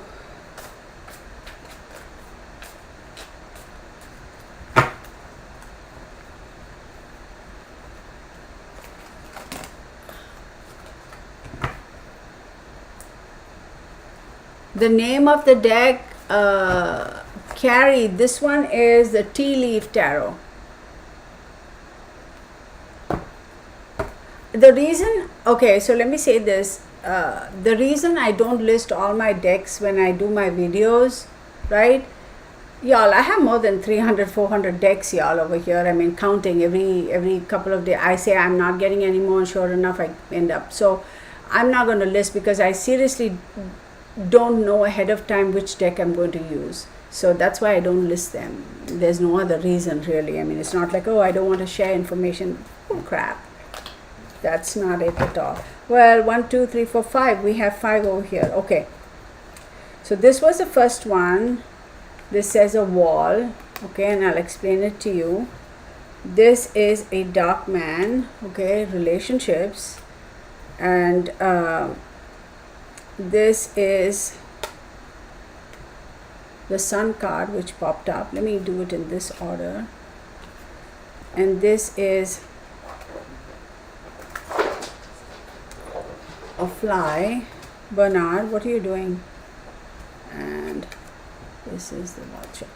I think this deck is available still, y'all. I couldn't tell you when I bought it. I mean, I seriously couldn't tell you. Probably more than, I don't know how many years ago. I couldn't tell you, but y'all can check it out. So I do believe there was a little bit of there was a lot of misunderstanding, of course, without a doubt, and there was it was almost like a long drawn out negotiation type of a thing, talking back and forth. I'm also going to say that their dealings, their interaction was with somebody who was, you could say a dark man, but then not necessarily in terms of complexion, dark as in nature, right? Like as in their energy. This I wouldn't be surprised if it was actually the Knight of Wands, because to me it reminds me of somebody who's not afraid to just go and do stuff, but also somebody who's a little bit lusty and who's like a little bit dark. Intentions are dark. That's what I mean. Intentions are dark. And then you have the Sun card over here. The Sun card, again, remember twice, right? The Sun card has popped up multiple times. There you go, the Sun card, and here. So Sun card could be indicative of the child, and it also talks about wanting to move on, okay? Whatever this drama was, whatever it is that he manipulated, negotiated, his intention was to move on and be happy and just move on from it. Like, he didn't care. He was like, oh, okay, this is done with, I'm moving on. So that kind of a thing, but also something to do with the child, without a doubt. There is a period of ill health and depression for this individual, the Knight of Wands, and the depression and anxiety and worry was that, oh my God, somebody is going to find out. Not so much that, oh, I did something that was not necessarily nice, Now, am I saying he's the one who killed these people? Could be somebody else too. But I do believe later on he started getting into some kind of a depressive state of mind where he was like almost like looking back to see nobody was watching him or following him, like paranoia type of thing. But this person also, this Knight of Wands, I'll tell you, is somebody who literally preys on people. Like, think about a vulture, right? They eat. Actually, we should appreciate vultures because they basically clean up all the rotten stuff around. But this individual is, and again, being vulture talks about, going and literally picking on somebody type of thing, right? So this person is not opposed to being that kind of this person has those tendencies and those characteristics. But then again, it does say that there is a little bit of anxiety over there because it's like, oh shoot, I did all of this. I hope the law doesn't catch up with me. That kind of an anxiety. And is this going to come out in the open? Am I going to get caught? Like, how do I distance myself from this situation? Definitely reached out to somebody for assistance. Definitely reached out to somebody for advice. Definitely reached out to somebody, a friend. But I don't think here these two hang on one second, let me pull these out, these two.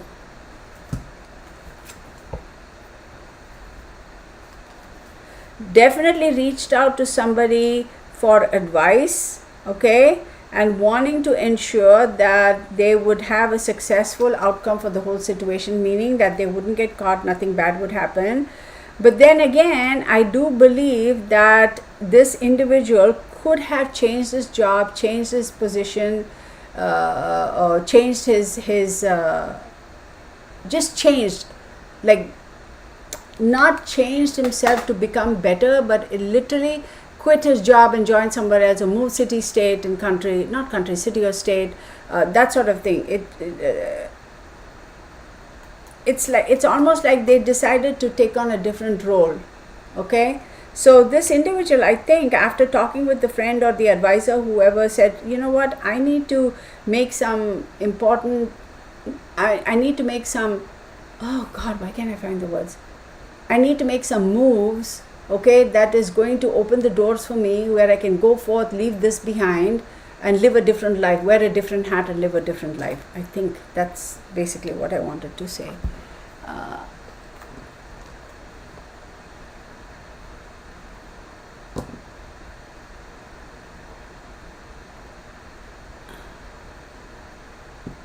Yeah, that's true, Susie. I agree with what you're saying. Okay. One more card. Look, I'm telling you, this case will be solved, y'all. They are going to get back to the basics, and they're going to be investigating. Birds again, feathers again, quill again, y'all. This is so weird. The vulture, bird again. This case is going to get, there are a lot of people involved. This case is going to get a lot of attention. This case is going to get solved. People are going to talk, because there's so many people who are involved in this. Somebody is going to let the cat out of the bag. Somebody is going to be chirping, literally. And before you know it, it'll be like, oh, you, come here. What was that, chirping? Oh, no, I didn't chirp. Yeah, you did. And yes, we heard you. So come here. Tell me what. Tell me everything, or else. I wouldn't be surprised if that Knight of Wands is going to be apprehended, and I wouldn't be surprised for his own safety and security. He could be like, what do they call, they put them in witness protection plan or something. Maybe that's why they're changing the hat, whatever is happening. He could most certainly be put in witness protection plan, because there's some sort, because he would be instrumental. Again, like I said, I don't think he's the one who's responsible for it, but somehow part of that whole equation. Okay, I'm telling you, the birds, yeah. In the 70s, and they recall more than one kidnapping reported. I didn't know that, my Manx. I have no idea. Could be, Delvin. That's a good catch. You know, that's a good catch, what you're saying. So Delvin says, I wonder if the last names of the people involved are bird related. Well, could be. Who knows? Interesting. Let me see if I pull out some charms or whatever, and then if a bird pops up in that, then it'll be like, heck yeah. I have the arrow over here. Well, that doesn't make any sense. Or a single hand of the timepiece.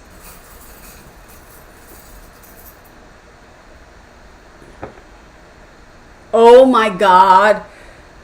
Yeah, I'm going to freak out here. Look what popped up. Look. Can you see that? It's a freaking bird. It is a freaking bird. I am so... Oh my God.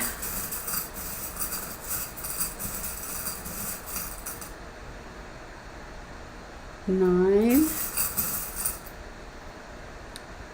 You know, when you said bird, I was thinking of partridge. And guess what popped up? P.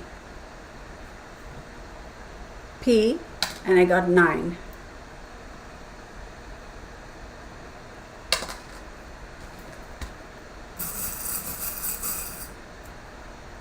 Z.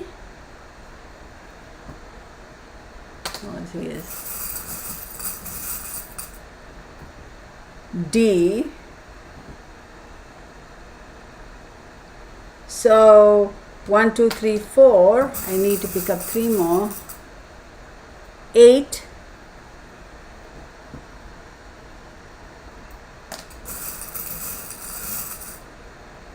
So 1, 2, 3, 4, 5. I have 2 more here.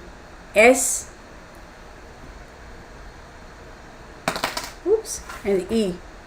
Okay, so let me repeat.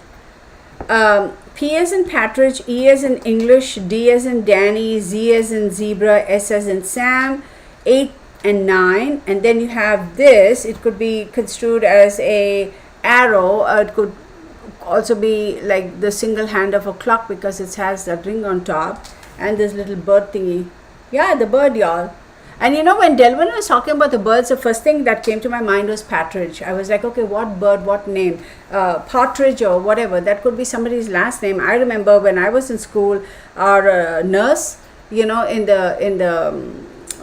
we had a little nurse thingy over there in case anybody felt sick or whatever, the sick room. Her name was Mrs. Partridge. So that's the first thing that popped up in my mind. Think about it. Which states? Well, I suppose every state has a state bird, right? Maybe somebody has this on their this kind of a thing on their license plates even. Now I'm thinking as a crow flies. I don't know, y'all. Sometimes these things are beyond my comprehension. I don't get it right away, and later on it'll be like, oh shoot, I remember that. Okay. Yeah, isn't it? Wait, Susie said something and I missed it. Apparently people in the same odd clothes left a baby outside a laundry before the case. I think her name may be Elizabeth Short. Really? Wait, what? Apparently people in the same odd clothes left a baby outside a laundry before this case. I think her name is... Oh, I couldn't.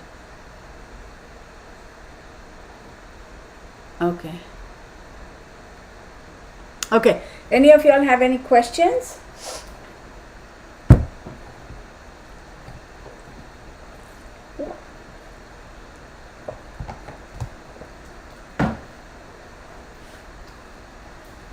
Could be the cult logo too has a bird. Could be. Okay, I'm going to ask a couple of questions here and let's see what pops up. Y'all, seriously, I had no intention of using that very adult themed deck. I was actually reaching for something else and I just picked it up. I mean,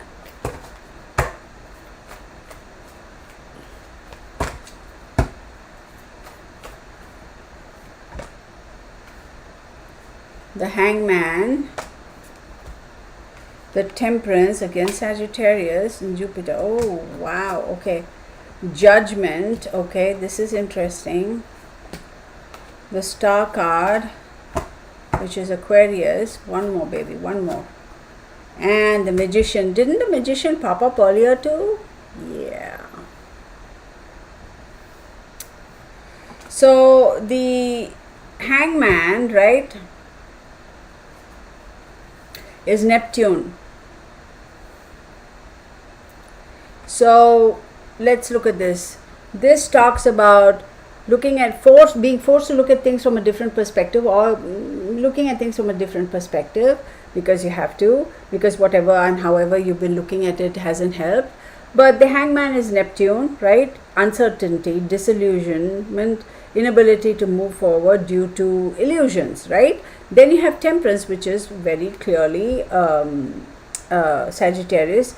It is trying to find moderation and balance, trying to understanding through reason and moderation, trying to find a balance, okay? And then you have Judgment. It's Pluto, change, growth, and an effort to rebuild and release, forgive and forget, that sort of a thing. And then you have the Star card, which is Aquarius, right? It talks about inspiration, it talks about hope, it talks about having hope, not, and also hoping that something is going to turn up from some sort of an unexpected source that could help resolve the case. And then you have the Magician card. Now the Magician card, as we know, is Mercury. It's communication, it's travel, it's masculinity, it's having the power, the ability to make decisions, to summon new ideas, to come up with new options, to look at have the ability to initiate a new way of thinking, a new way of taking action, a new way of new emotion. Somebody who has the ability to set something new and have people follow it and accept it. Now, the magician also can make things magically appear and disappear as well. So the way I'm looking at this, I'm going to tell you that this case is definitely going to be resolved, in my humble opinion. Don't ask me when, because I'm not looking at timelines, but they are going to have to look at it like, so it's like work backwards. They're going to have to work backwards and find the moderation, find the balance, find the happy medium, find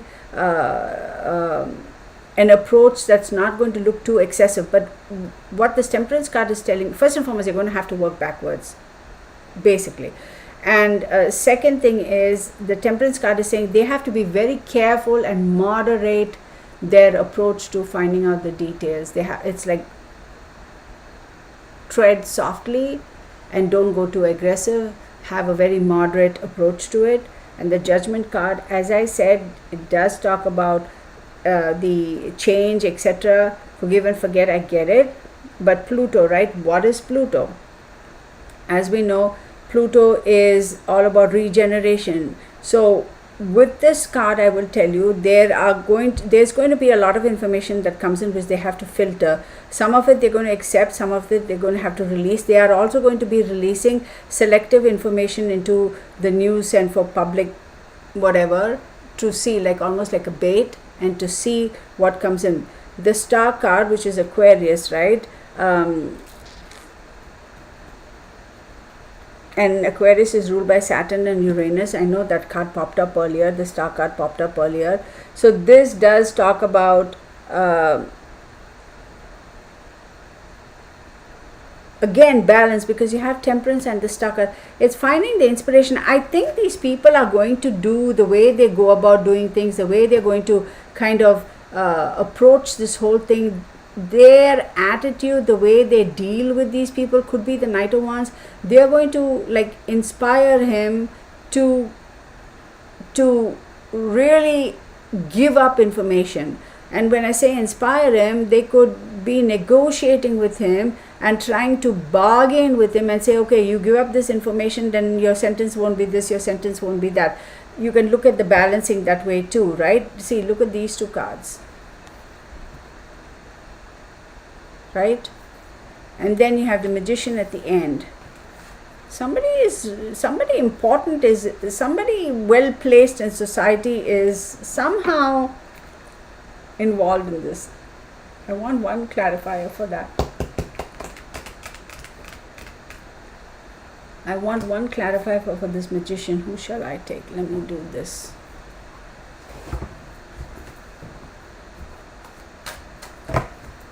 It's interesting, y'all. This is a very interesting case. Ace of Cups.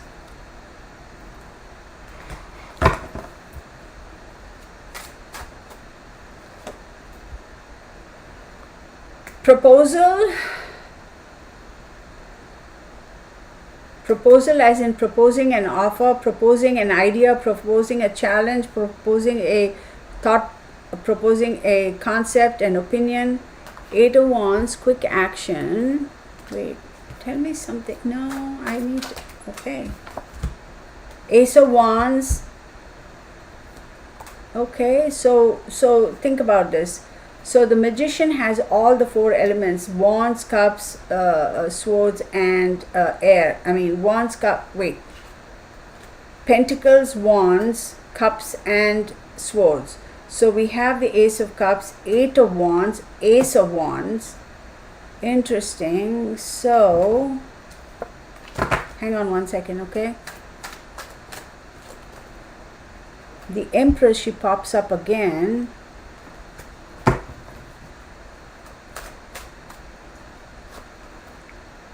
The Ten of Coins, completions.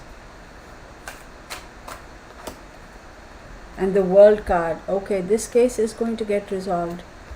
Very interesting. This Magician is somebody who has some power, some control, some sort of a position. Now, this spread was for how are they going to resolve it. So I do believe this Magician could be somebody who is involved with the case, as in resolving the case. Or this Magician could be somebody who's walking the fine line, like, you know, one step in darkness and one step in light. right? This could be somebody who could be involved in this, and also somebody who is part of the group that could solve the case. Do you know what I mean? So you have the Ace of Cups, Ace of Wands, Eight of Wands, the Empress, Ten of Coins, and the World card.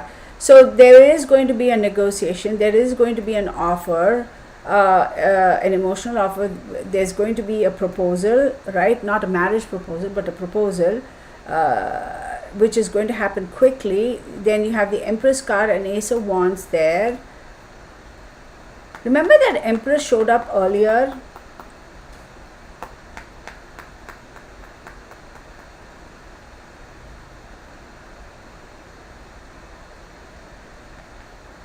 Who is that Empress? And then you have the Ten of Coins, which is fulfillment, which is completion, which is rounding everything up, which is, talks about the legacy, the whole shebang, right?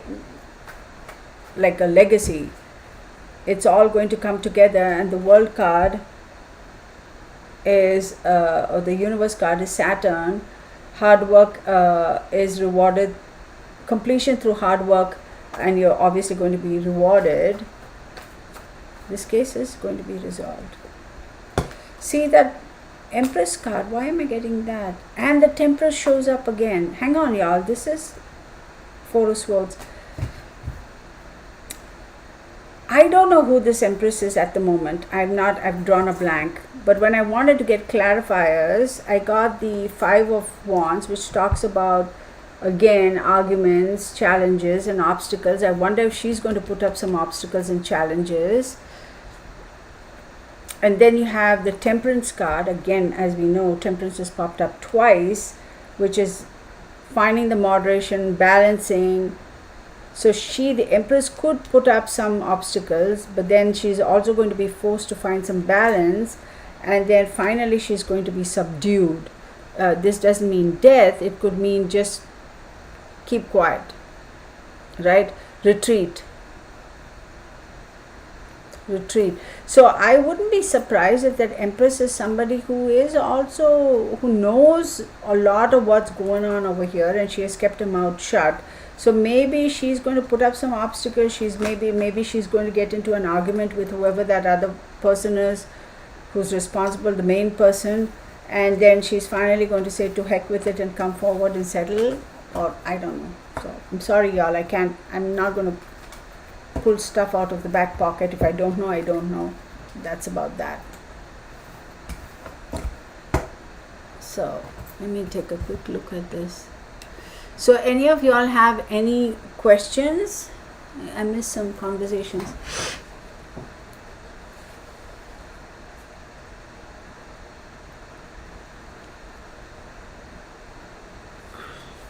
Okay, I didn't see the questions, right? Now I am. So hang on. Carajal says my kids have drained my mama tank. I know sometimes, right? So Angela had a question. Isn't that a title of... Yes! Angela, good catch, girl. Angela says, Cardinal, isn't that a title of the Catholic elite? Yep. Oh, I have to show you this card. Hang on, y'all. Oh my God, which deck is it? Please show me. Oh, I know. Hang on, y'all. Hang on. Some of y'all caught it, some of y'all didn't. So, but I will show you that deck. That card. Very interesting. If you all paid attention, you would have seen it. Oh my God. It's probably going to be the last dang card, right? Sure. Yeah, somewhere here. This is a very cool deck, y'all. Okay. Look at this card.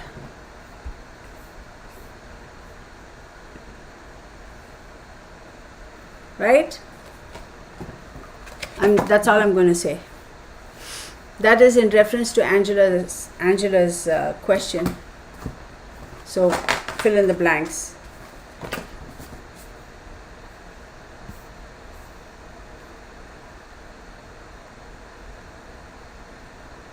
Yes, Afrohuman, you're right. I don't know Sunshine Dragonfly. I don't know what that is. Okay, so what documentary? Okay, I don't know what they're talking about. Okay, are the adoptive parents truly innocent? No, the fate, what the fate was of Holly's parents. Yeah, I think they kind of knew. I think the adoptive parents somehow knew the source of how this happened, because remember, I saw that Knight of Wands also say, hey, look, I'm bringing you this to make you happy. Remember with the tea cards? Right? So it's almost like I'm bringing you this to make you happy and to bring you happiness in your life type of thing. And then you have the 10 of Cups. Remember, wish fulfillment, the 9. Remember? So I think the adoptive parents might have a good idea as to what might have happened. Maybe it was a sacrifice for Ellen. I don't know, y'all.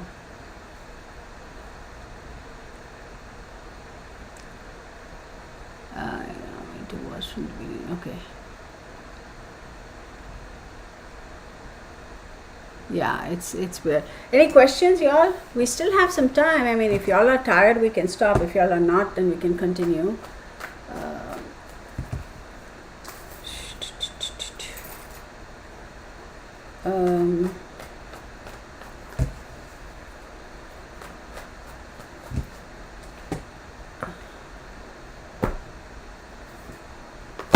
So I'm waiting to see if you all have any questions. No personal questions, please. But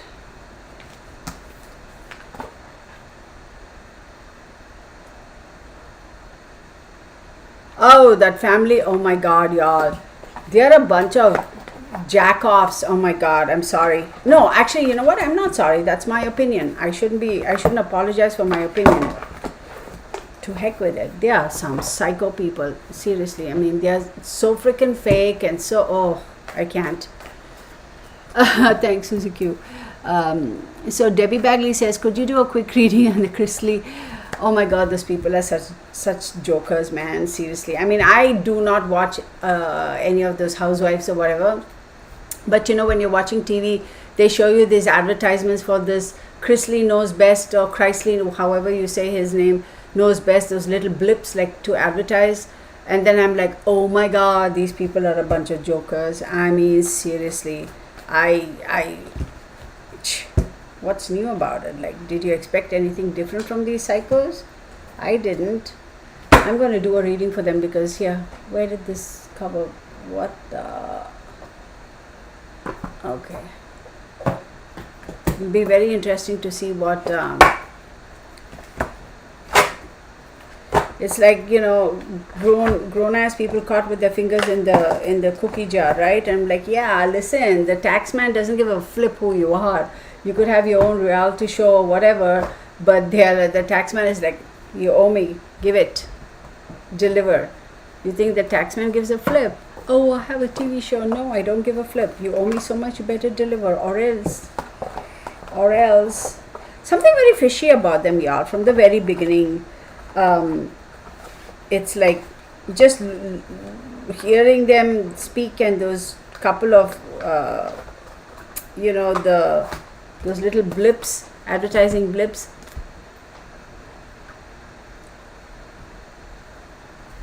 I'll do this. I don't know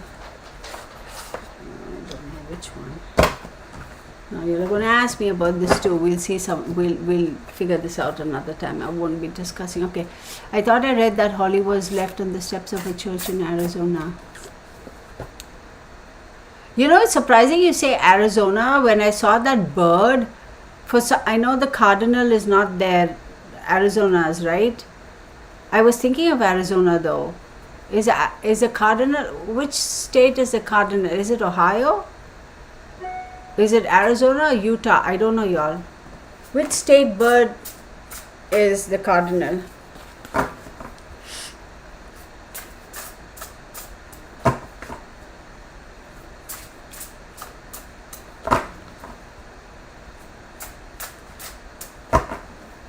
Yeah, I saw that, Alia. That Punjabi singer, yeah, I saw that. Young guy. I think it is. For some reason, I was thinking Arizona. I was like, wow. I know the Razors are from Ohio, right? Yeah, but I was thinking Arizona. I don't know why. Hang on, let's see what these Chrisleys, these bunch of cuckoo people. Oh my God, their fakeness. Their fakeness. Chrisleys. Show me what I need to see about the Chrisleys. Ha! Oh yeah, baby. Oh yeah.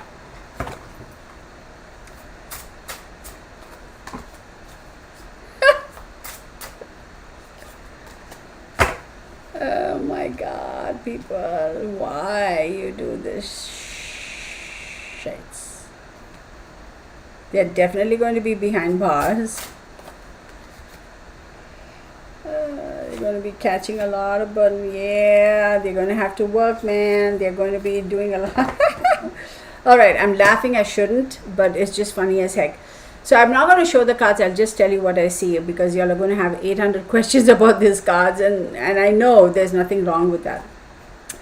But I have meditation. So what that implies to me, the card says meditation, what that implies to me is there's a lot of negotiation going on. There's a lot of thinking, planning, how do we get out of this, how do we get out of this, appealing, yada yada yada, all that drama going on. Now we also have this other card that talks about pain purifies. To me, when I see this card, it's like there is a lot of issues with regarding emotional imbalances within the family. Okay, I wouldn't be surprised if they have addictions, because I have mechanical habits, which is addictions. Then I also have avoid all excesses.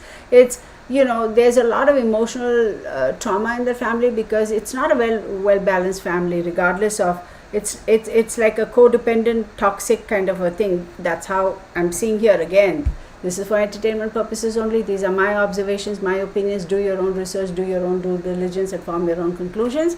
And I just realized the color of my lipstick looks 1960s, but anywho, it's weird when I'm putting it on, it's a different tone, and on camera it looks something else. Well, anyway, so definitely habits, definitely addictions, avoid all excesses. That card to me implies that living beyond their means, absolutely living beyond their means, and only going through this experience is going to put them on the straight and narrow. But I will tell you, there is a child in that family, a male child, who has a possibility and ability to pull the family out of this situation. Am I talking financially? No, but like emotionally, bring the family back together. This male child, I don't know how many kids they have, y'all. This male child is the one who has the ability to kind of do something different, streamline, get on the straight and narrow, do something to be successful in his own way, by his own merit, and therefore bring the family back together. Okay, be the central grounding person in the family. Then we have start living. They are going to be living with a lot of burden. It's going to take a lot of effort for them, because you're carrying a lot of burden. They will be burdened. They are going to go through this process of where they feel like, they are going to serve some jail time, but I don't think they're going to be sitting in jail forever. There is a lot of negotiations and all that drama going on. They're going to feel very, very burdened, because it's almost like, I want to start living again and clean up my act, but I can't, because I have to renew myself. And how do I renew myself? I renew myself by working. I'll show you these cards. Wait. Hello. There we go. Okay. They'll have to actually start doing like real work, not this ding dong, ding along, ding dang, ding a lang TV bull crap. Yeah, think about it. Oh, they have 3 male children and 2 daughters, and raising son's eldest daughter. Fake it till you make it, baby. I mean, looks like, Carrie Lee, that's interesting. Okay, Carrie Lee said something. Wren, Arizona, mockingbird. Ooh. Oh, yes, Arizona has the wren, mockingbird in Texas. Yeah, interesting. Huh. Cardinal in Missouri. Somebody said Virginia. I don't know. So I'm going to say though that at the end of the day, y'all, I mean, you think about it, how many of this, the housewife show and something, all these shows they have, like after the shows, you hear a lot of those families are broken apart. A lot of them have had stress and, relationships are fragmented and families falling apart and stuff like that. I wonder, I mean, like, is that money so much more important to you than the health of your family and the relationship, health of your relationship? Angela says your lipstick looks good. Thank you, Angela. I don't even know what color it is. Actually, I do. There, I'm not going to show, because the other day somebody, I won't mention this person's name, what is this called? Bernard, seriously. They said, oh my God, Kirtana, when you took out all your skincare stuff, I almost fell off my feet. Well, so this is, I'm going to show it to you. Again, nobody is sponsoring this video because you asked, I'm showing you. So this is this brand. Don't ask me, okay? I don't know much about brands. I just liked it, and this is the color. There you go. How about that? Okay? And this is how it looks. Now, granted, I had some lip balm. Y'all, one thing I have to show you. No, there we go. You got me sidetracked. People, I'm telling you, this stuff, this is what I have underneath. What is this called even? I don't even know. This guy. This famous brand. Again, nobody is sponsoring my video. Nobody is paying me for this. And this is this one. Yeah.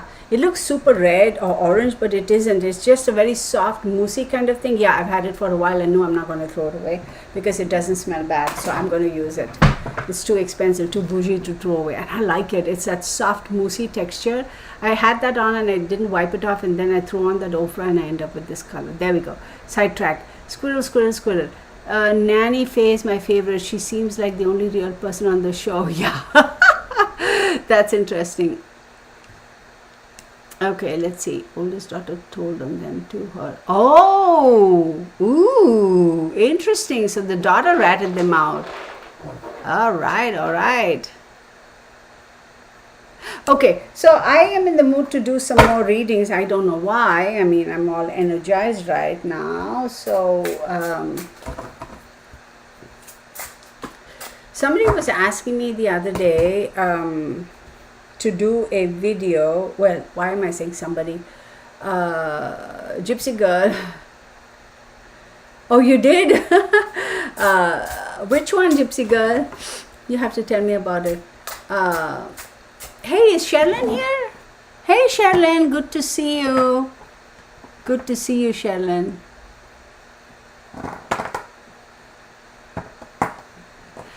So, all this drama that's going on.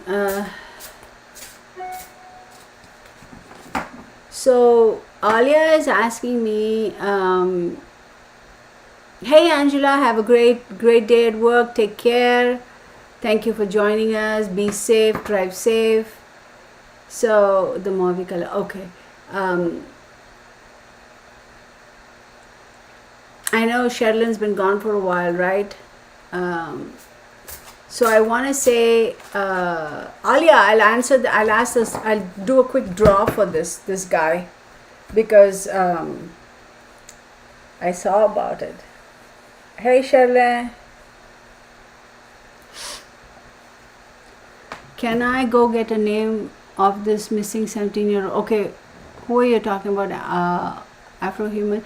To ask who I okay, here Afro-human has a question.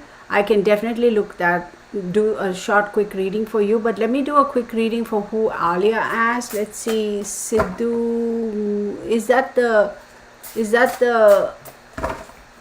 rapper or something, Alia?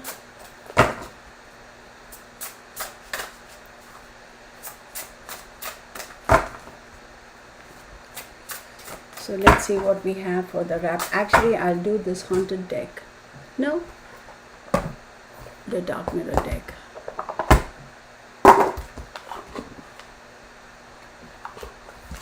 Whoa, girl. Seriously? Just read about him. What is the name? Yeah, wait. What is the name Afro-human of the 17-year-old? But hang on, let me do a quick draw for Alia. Let's see what we have for that guy. Show me what I need to see. Ooh, God, girl. He didn't see it coming. But obviously he didn't see it coming. That's why he's deceased. But he always had a feeling that his life was not secure. Like how shall I say it? He had a feeling that he was, I don't know whether it's marked or targeted. Like, I don't know which is the appropriate word here. Because I knew I was marked, I knew I was a target. So I don't know. Hang on one second. Let me quickly see. Hang on one second. Let me see.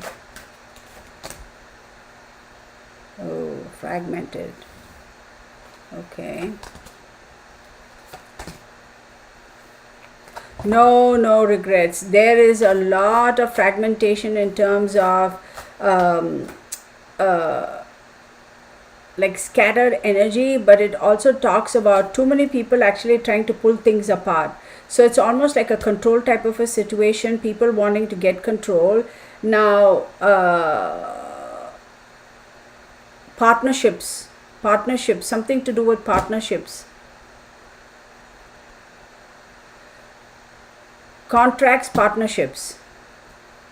Immediate environment. He was literally being, okay, no, I should rephrase that. He felt like he was like a bride in a cage or a bird in a cage, and he was manipulated, and he felt that he was somehow restricted because he didn't have the opportunity to actually go out and be. So somebody pulling strings from behind the scenes, and then you have, oh wow.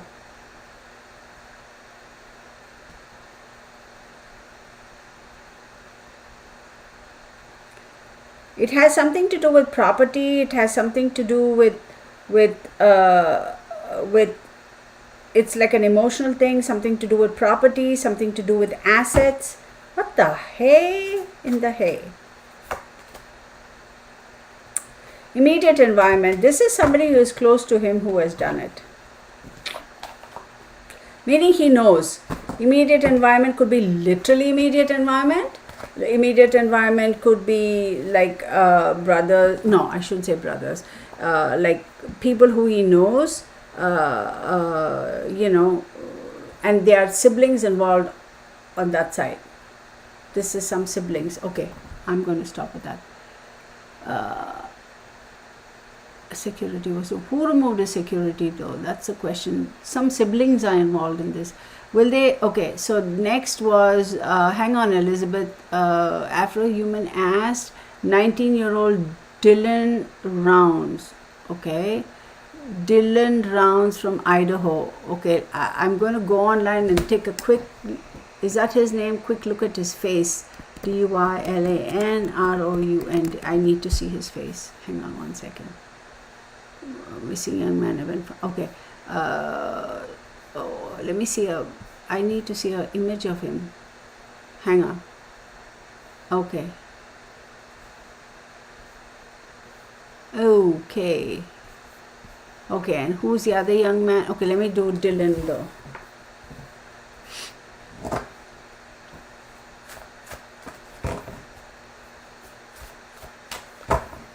Something to do with his immediate environment. So yeah, and he was being controlled, and he knew yeah. Hang on. Dylan Rounds. What's the deal with Dylan Rounds? Dylan Rounds. Show me what I need to see about Dylan Rounds. Dylan Rounds.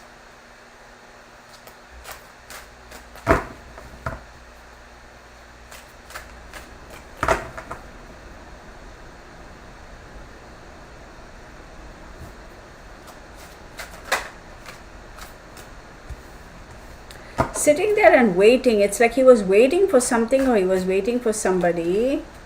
The Moon card, interesting.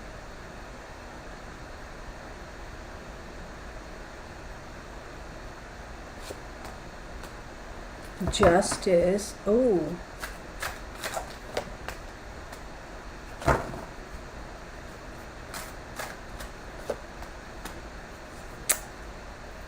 Dang, man, people, why? Shoot. Oh, interesting. He was waiting for something or somebody, okay? And unfortunately, that is so, because these two popped out together. Was he going to meet somebody? Was he going to meet somebody? Okay, so Dylan Rounds, I do believe he was waiting for somebody or wanting to go meet somebody, and that had something to do with either, hey, I have a job for you, or hey, let's go and do this, we'll get some money, like a job offer or something. Now, whoever this person was, he was waiting for or whatever, I do believe that is a slightly more mature individual, and that individual would have a tattoo on him, and the tattoo would have something to do with the balance, like a weighing scale or Lady Justice. Then you have the Moon card. There is almost like with the Moon card, as we know,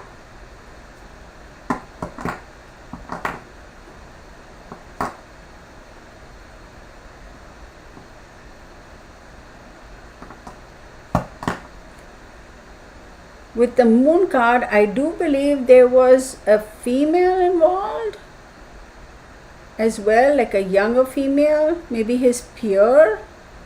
Did he have a girlfriend? Was he dating? And it was almost like, okay, so was he working towards, I'm not even looking at the screen, was he working towards this, doing something to appease this female?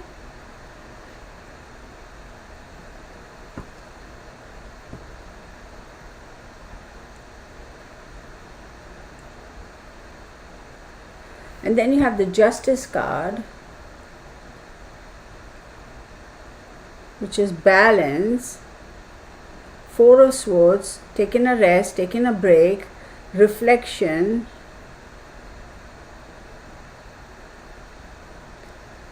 which is the Hangman.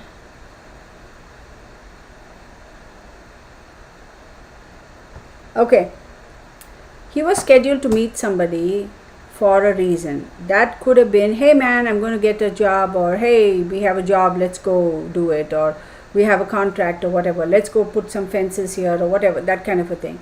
There is a young person involved who is a female, who is around his age. I don't know whether he had a girlfriend or he was soft on this girl, but there's something very weird about that chick. Now, am I saying she was involved? No, that's not what I'm saying. It's almost like she didn't, I don't think she was so into him as he was into her. I don't even know whether he was able to express himself to her. It was almost like that's a dream. I don't know if I'm ever going to be able to match up to her. But there's also a feeling of, I'm going to make an attempt to reach out to her. Then I see a lot of water around, and so is there water involved over there? As far as Dylan Rounds is concerned, something to do with water as well. Is there a lake where people go boating or fishing or something, and there's water over there? Then with the Justice card, it's losing balance. It's like lost balance, and then Four of Swords decided to take a rest but didn't recover from that rest. So could have lost balance and fallen down and gotten unconscious and unable to recover, or went to sleep or took a nap and something transpired, or somebody could have knocked him out cold as well. Then you have reflection over there. So the reflection is, yes, the hangman is looking at things from a different perspective, but I also feel like the hangman here is saying that somebody was trying to rearrange things over there. Okay, rearrange things.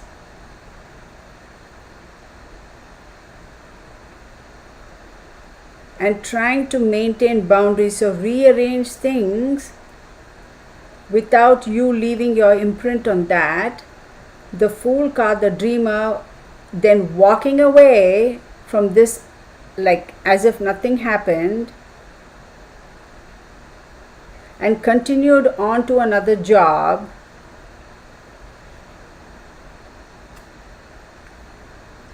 There is a Princess of Cups involved.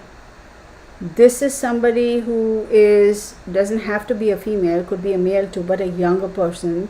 See, the King of Coins is an older person. This Princess of Cups could be around the same peer group as this guy, Dylan. But this person is a little bit demanding and a little bit rebellious even, like doesn't care, like. And then there's a Six of Wands. Six of Wands does talk about, of course, in the traditional tarot it says, recognition, victory, good news, success.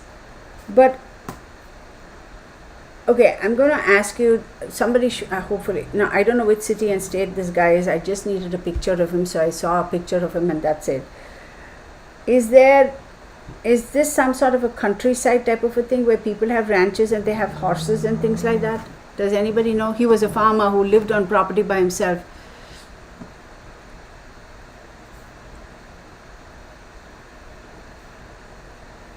Whoa. Okay, Afro-Human has just put a whole bunch of stuff. Let me see. I think his stepmom, okay, Elizabeth Agiano is talking about, I don't know, Dylan or Chiron. Okay, all right.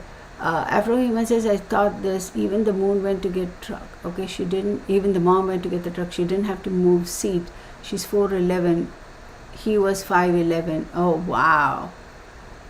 He was a farmer who lived on the property by himself. His mom said he was born in the wrong generation. Oh, absolutely, Rockin'. How old was Dylan Rounds though? Because he doesn't seem to be very old. Probably in his mid-20s. Like a young man. I don't see him way beyond 35. I don't see him like that. There is another female involved here.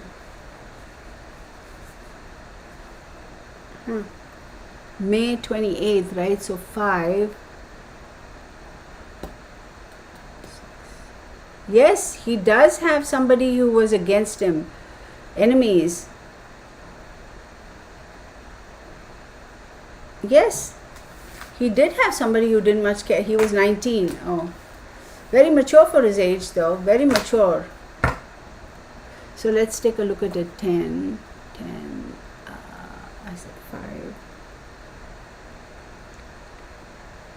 7. Okay, I'll tell you what here. Somebody who he thought of as being his friend or his partner turned out to be the enemy.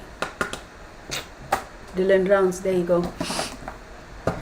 Okay, so Elizabeth asked for Chiron Harmon. Okay, let me see. I just need a picture of him. So Chiron Harmon. Okay, I just need a picture of. Is this a child? No, I'm not doing it. Sorry, Elizabeth. I am not doing any readings for children again. I'm just not. Sorry, Elizabeth. No offense meant. I just can't. I struggled a lot. I finally got out of that kind of energy. I just need some time. I'm not saying I'll never do it. I'm not going to do it now. So I'm so sorry, Elizabeth. Please don't take it personally. It's just that I think I talked about it the last time. I think I've discussed this with my moderator as well. I just can't. I'm not going to do it now. I'll do it some other time. Okay. Well, about the truck looks freshly. I'm so sorry, Elizabeth. Okay, please don't be upset that, oh, that sort of a thing. I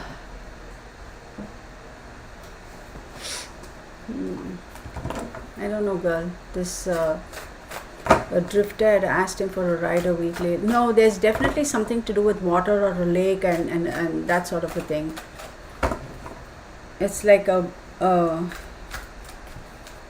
ooh, okay. So what I'm getting, okay.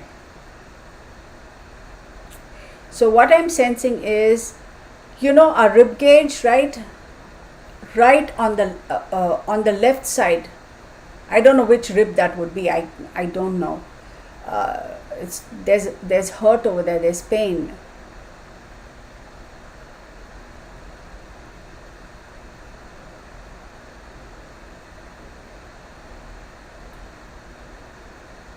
There's just pain over here. So I don't know if he was hurt or something. Like a jabbing pain over here. Sherlyn, I'm not doing my personal questions. I made that very clear. One of these days, call me. I'm not going to charge you, but do call me, and I can do a reading for you, like a quick 15 or half an hour reading. I've done that quite often for you, so we'll fix up a time one of these days and we'll do that. Just here, I don't want to do it, okay? All right. Hey, Araceli, how are you? I just don't want to do it right now. I have some very intense cases I'm working on tomorrow. Like I have back-to-back readings, like 4 of them. And I'm like, oh my God. So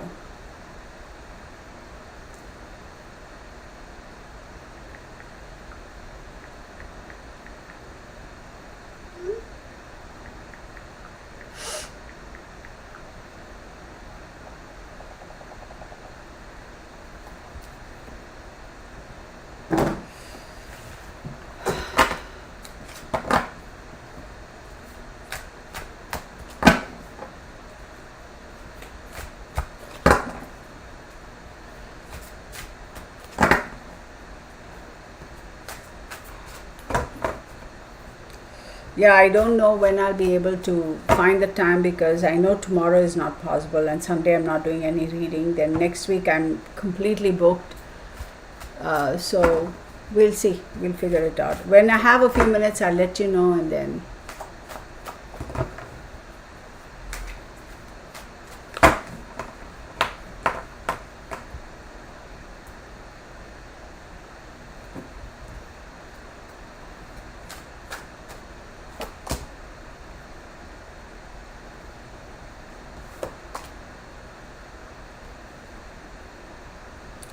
y'all, there is hurt to his rib cage.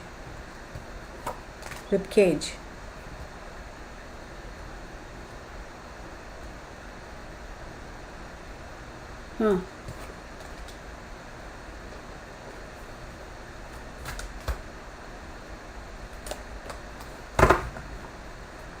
He's gone, y'all. This young man is gone.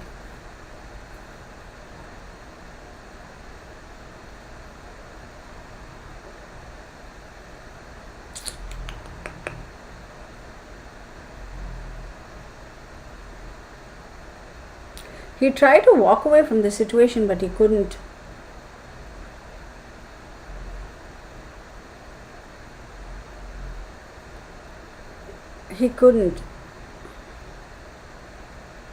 There was a choice, either to make a run for it or to stand back and fight. He definitely is hurt on his here. He did try to run away. He did try to escape. Run away as in not run away in defeat, but run for his life, but he couldn't. He was hurt. Self-sufficient person.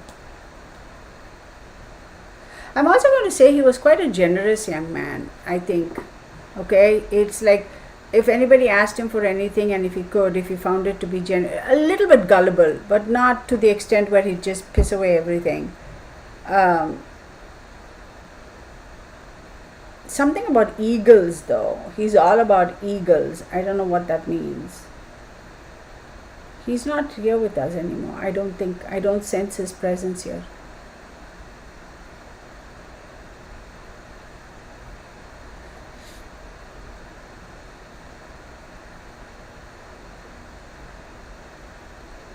I'm going to say something right now, and because I just want to be very, very clear about this. This rule applies to everybody. And Sherilyn, don't take it personally, but then again, it is, I want to address your situation too. So when I say I am not doing any, please don't ask any personal questions, there is a reason for it. So do I have to explain what the reason is? I don't think I need to explain myself. But when I say, please don't ask me any personal questions, however, if you have any other questions regarding any case, then sure. Please don't push me, because it's y'all are not being fair to me too, because you'll put me on the spot. And I don't think that's right. So when I had already made a statement not to ask me any personal questions, don't. Y'all can always email me and that sort of stuff, and say I just need, not every time do you have to if it's just a simple thing like that, then sure, I'll be like, depending on how I feel about your question, I'll be like, okay, fine, you don't need an appointment, let's just make this, I'm not going to do Zoom and all that, I'll just call or whatever and we'll talk about it. So please be respectful of that. So okay, we got that. Is Holly going to be okay? Yeah, she's going to be fine. Holly's going to be fine. But Holly can give up a lot of information with regards to things that she might have heard or learned or whatever, that she didn't put two and two together. Surprisingly, she will be able to resolve the case. So sad, ribcage, yeah. It could be a punctured lung, could be. It's hurting like hell, yeah. I mean, I'm feeling it, and I know it's not me. Now, yes, way back when I did have, equestrian accidents, I've had so many falls and stuff because of all the crazy things I used to do, like, like ride crazy horses literally and break them and stuff. Fractured pelvis, fractured ribs, shoulder dislocation, rotator cuffs, this, that, and the other. So, but this is not a pain that could be a stab wound even, could be. I hear you. So there will be times when I will do a quick, I'm going to do that, because I think one time I had kind of said, what, this day I'm going to, everybody can ask me like one personal question or whatever. And that was a big mistake, and I'll tell you why. Because I had not restricted that live stream for our subscribers only. It was basically for everybody. So some weird people would come, I mean, not weird, like people beyond our family, beyond the real family, were asking me those questions. And I felt like, I did my best to do it, but I don't know how many of you all remember that. I was like, my brains were fried. So next time I do it, I will restrict it only, like that live stream will be only for subscribers. And I will set the agenda like you should have subscribed a minimum of this many months or whatever, because I don't want, that is my way of saying thank you to you all, right? Then we don't have to go through the process of setting up an appointment and all that stuff. This is just like, for lack of a better term, pro bono. So, but then again, be aware that when you ask your personal questions, like whoever else is in that chat group will know what your question is. So I will do it sometime just to give back to you guys. And I'm going to restrict it only for our subscribers. Yeah, I mean, Debbie, that was a crazy thing, wasn't it? That's true, yeah. But I learned my lesson. Next time, I will make sure it is only for our subscribers. Then y'all can do that. That was crazy, yeah. That was like, and people were like remember there were some people who were asking stupid questions like, oh, was my husband thinking of me last night? You remember that? Oh my God, that was crazy, yeah. Yeah, that was so crazy. I'll do it, y'all. I'll do it one of these days. Absolutely. Actually, you know what? Let me schedule it for you guys right now, because Wait. Well, where is all my stuff? Everything is a hot mess. Everything is a hot mess. Wait, today is what? Wait a second. What am I saying? Oh my goodness. Yeah, we have that full moon situation, right? Full moon in, there we go.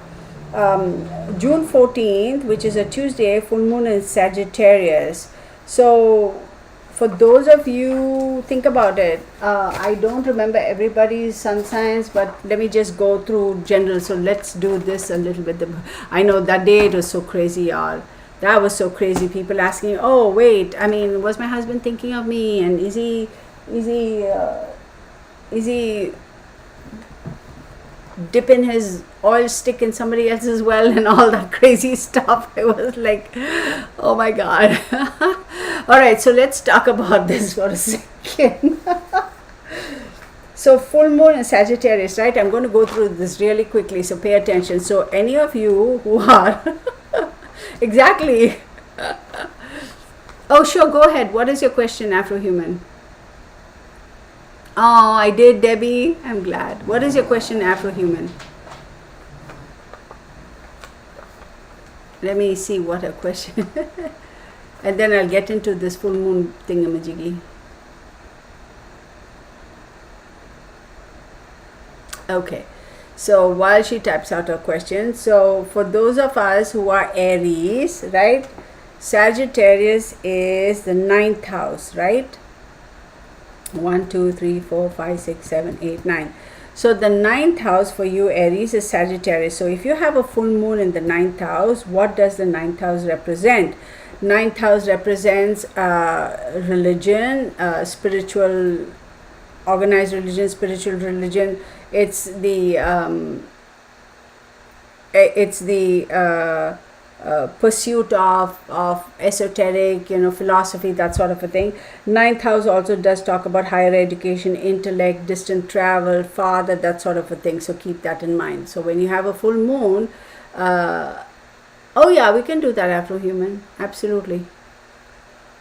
Sure. So that's for you, Aries. Now for Taurus, for you, the full moon is going to be 1, 2, 3, 4, 5, 6, 7, 8th house, correct?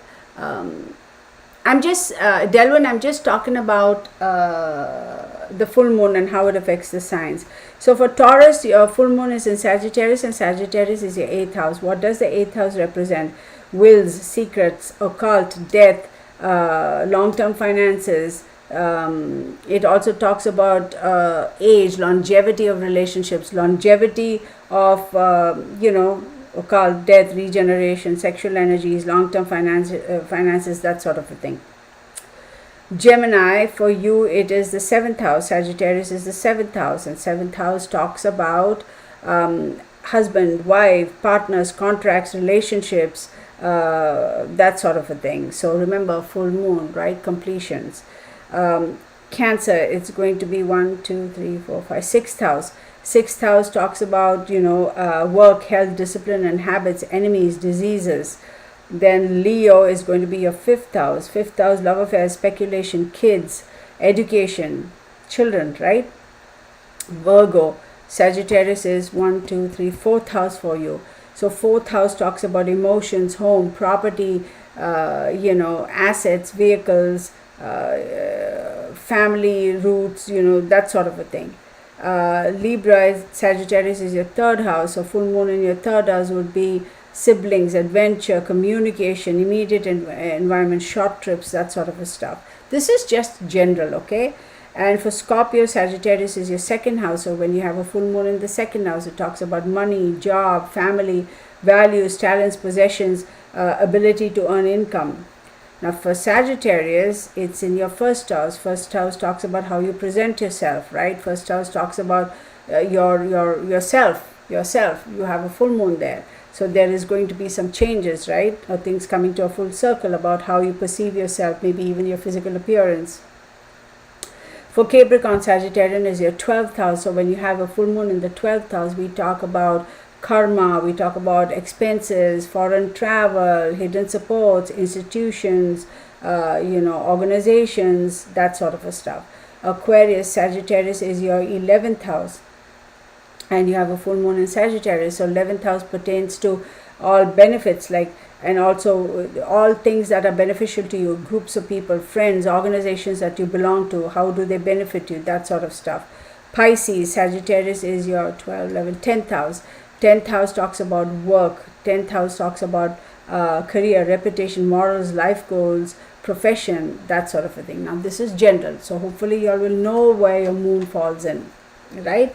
And think about it. When we talk about full moon, we talk about completions of a cycle. Now I will tell you this, I'm going to share a little bit on this. Oh, absolutely, Afro-Human, you're very welcome.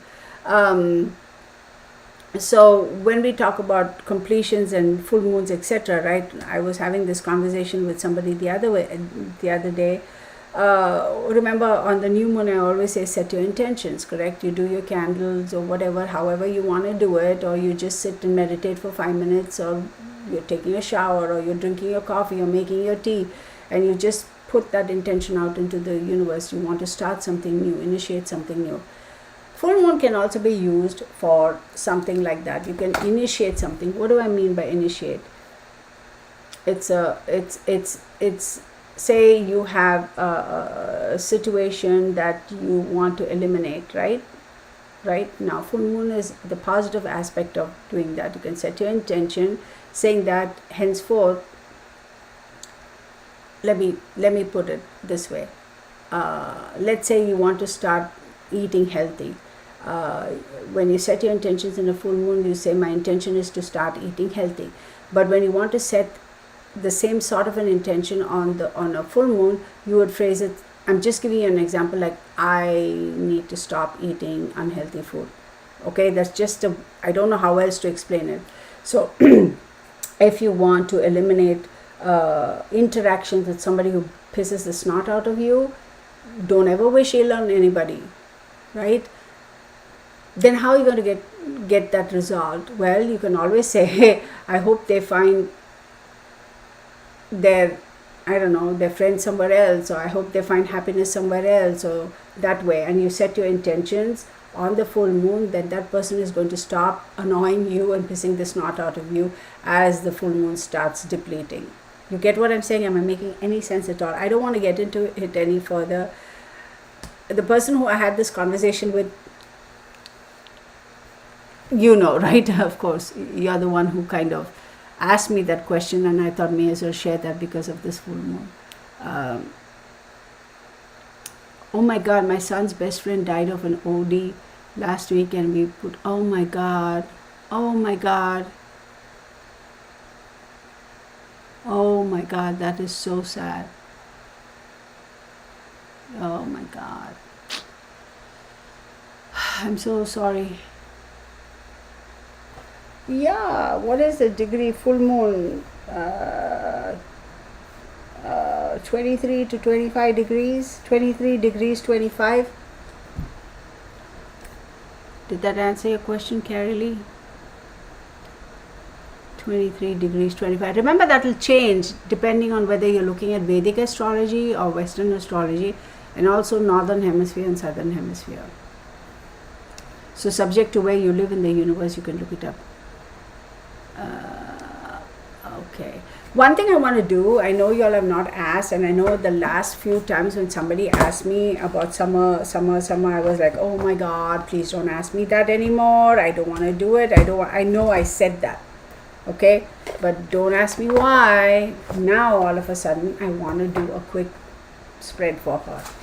Because that case, y'all, I'm so kind of annoyed, because it's like, when are they ever going to kind of get off their butts? And just as I say that, this thing, oh my God, is this heating up? No.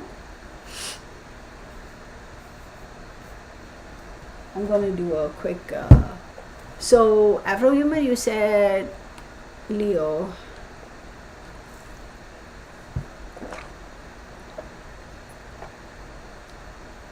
The 5th house.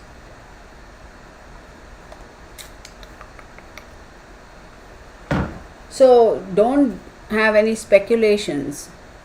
Speculation could mean any kind of speculation, right? For Leos. Okay. Okay,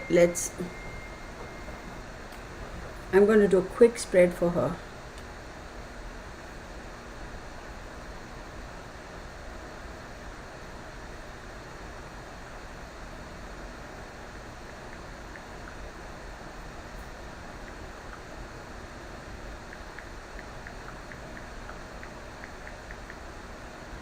So let me see. Okay, I'm going to do this because I just want to do it. Let me put this away because we don't need this, right? Okay.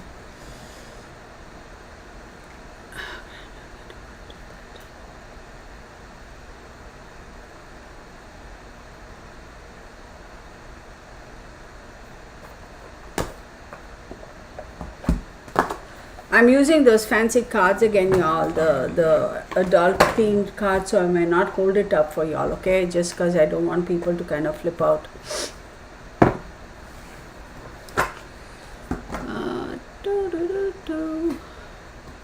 That case should have resolved by now. Absolutely, Carrie.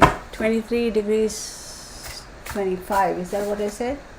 23 degrees. Yeah, but check, okay, where you live. Like, it could change by a couple degrees. Northern hemisphere, southern hemisphere, or not. Okay, I'm going to ask.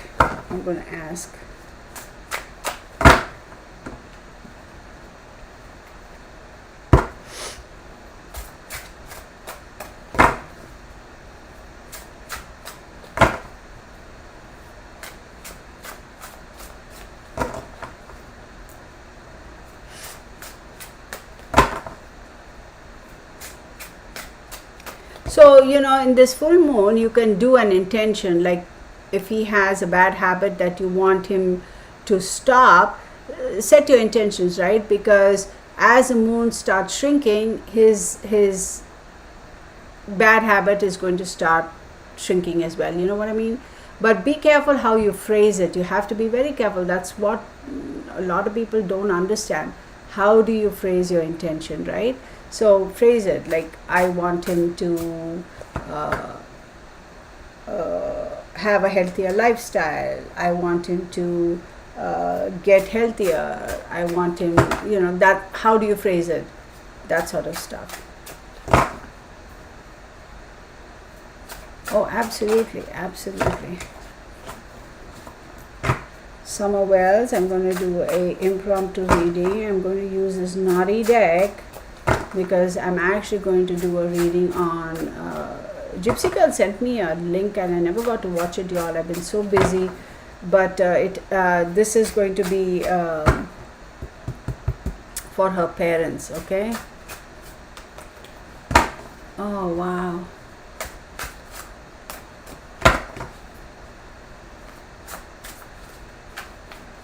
Yeah, it's true. Like so new moon, as the moon grows in strength, your things are going to grow into fruition, right? So think of it that way, then it'll be easy for you guys to so that's what you say, he's going to have a healthy lifestyle henceforth, that sort of a thing. Hey Lisa, how are you? Okay, we're doing this for her parents. I'm not reading on her unless, of course, something pops up where she's like, oh, I want to talk. Then let's see. Temptation, the devil, table of plenty, indulgences, addictions. Yeah, again, there we go. People maintaining, yeah. Oh my God.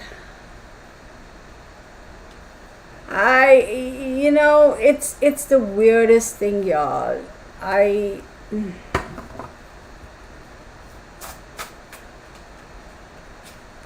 me move this up a little bit. Let me lay down the cards and then we'll get to it, okay?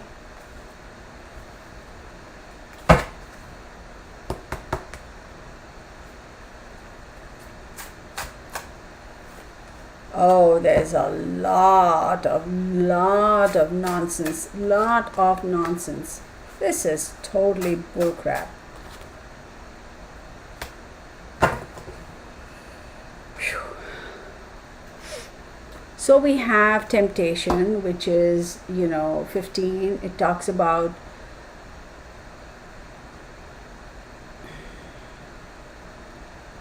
abuse, sexual abuse,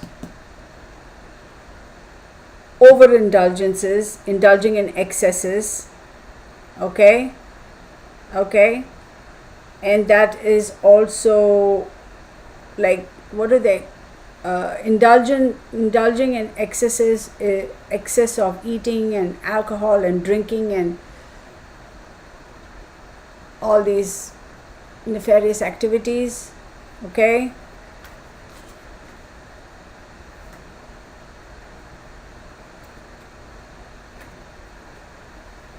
I want to look this up really quick.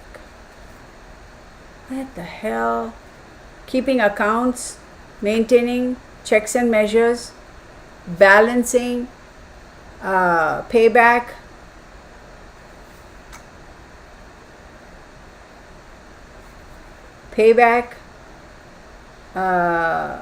reading. It's of no use.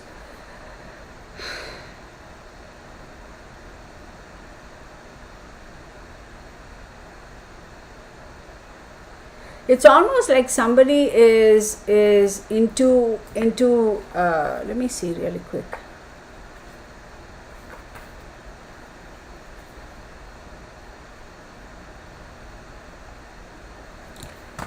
It's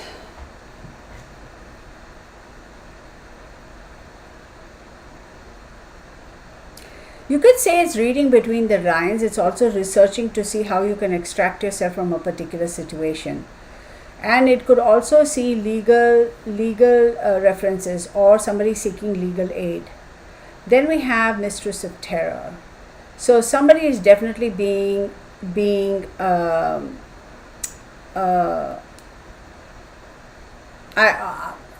I don't know how to say it very simply, like dominatrix kind of stuff, but hold on, don't jump to conclusions. So this is somebody who has the ability to really put fear in people, and really put fear particularly in little children. Now, who did I say I was going to do the reading on? So keep that in mind. Then we have the Prince of Vessels. Now this has definitely somebody who is from, I'm just going to show you the card.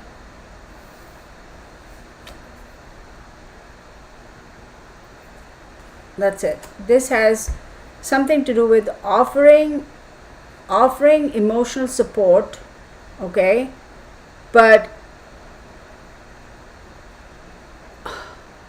offering help,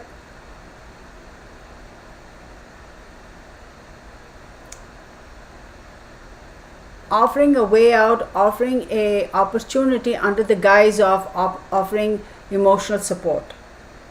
Then you have the Moon card, essentially the Grail Knight. Well, that card tells me that, oh my God, see, I should not have done this. Dang it, I said I was not going to read for a child, and here I am reading for Summer Wells. I do apologize, Elizabeth Anguiano, and now I know why I should have kept my mouth shut, because this image is something I am not going to get out of my head in a while. I am not going to get out of. I don't know why I maybe because she wanted me to say it, because remember, Elizabeth, I said, Elizabeth, I'm not reading for any children now, and then I myself volunteered out of nowhere, I said I want to read for Summer. So what this card, well, if you say 18 in the traditional tarot, it's a moon card, but in this deck, what this card talks about is literally people fighting over each other to feed off of something. So imagine this scenario, okay? Imagine this scenario. In the good old days, when you see all these movies about the good old days, like people fighting with each other to get to the choicest Male. Visualize that. I can't. Yeah. I can't. Yes, Afro-human. I agree. That's basically what I'm saying.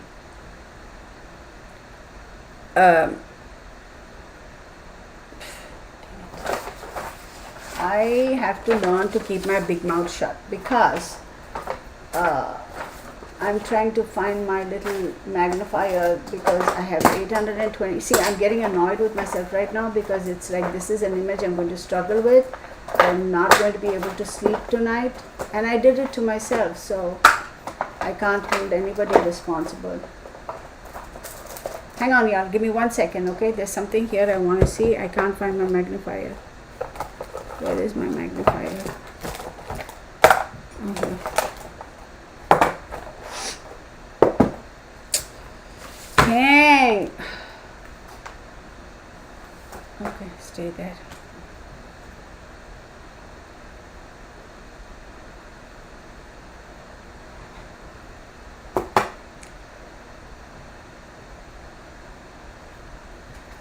Then we have the Baron of Vessels. Again, it's opulence. It's people who overindulge, people fighting over each other, people wanting to partake of something that is not necessarily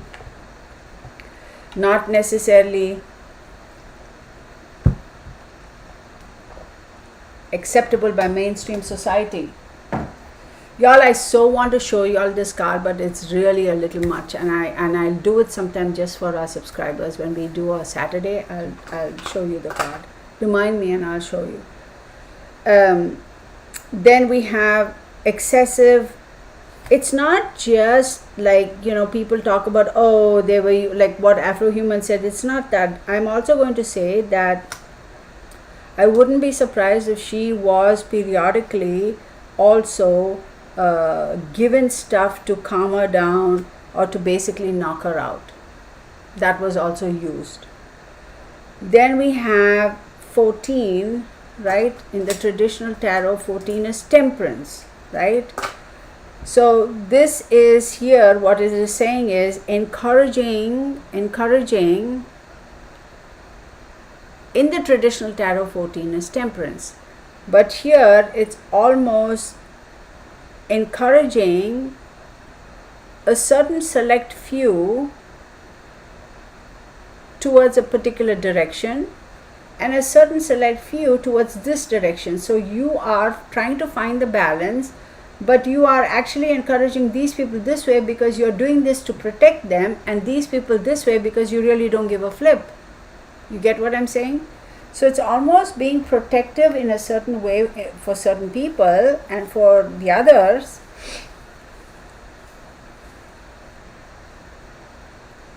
have I said that there is another child who went missing around the same time as Summer? If those two, if that is the case, if that is the truth, I'm going to say that these two kids were pushed in this direction for a particular reason and not those kids. Then I have the Queen of Vessels, which is typically associated with the feminine, the caring person, the female who provides the emotional stability, the support, etc. in the house and in the family. Took a big gamble. Oh my God, Bernie. Took a big gamble. Like gambled big. Like took a chance.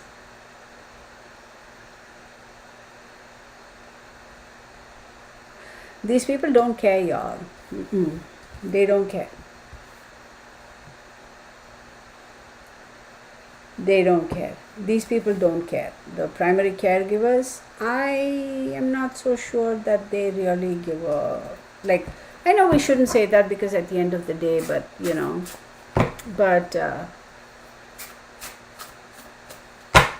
it's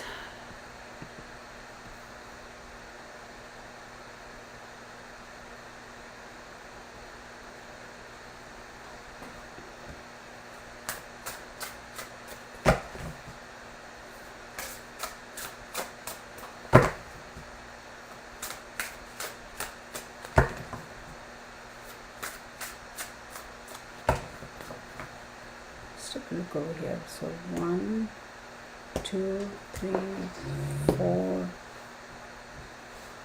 4. So I have 5, 6, 7.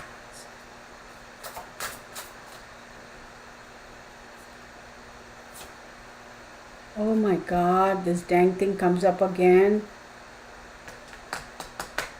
This one, really quick. That was quick, wasn't it? Yeah.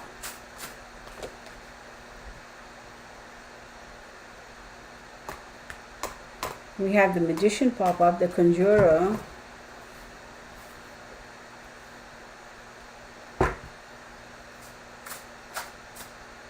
The dog. That's her pet.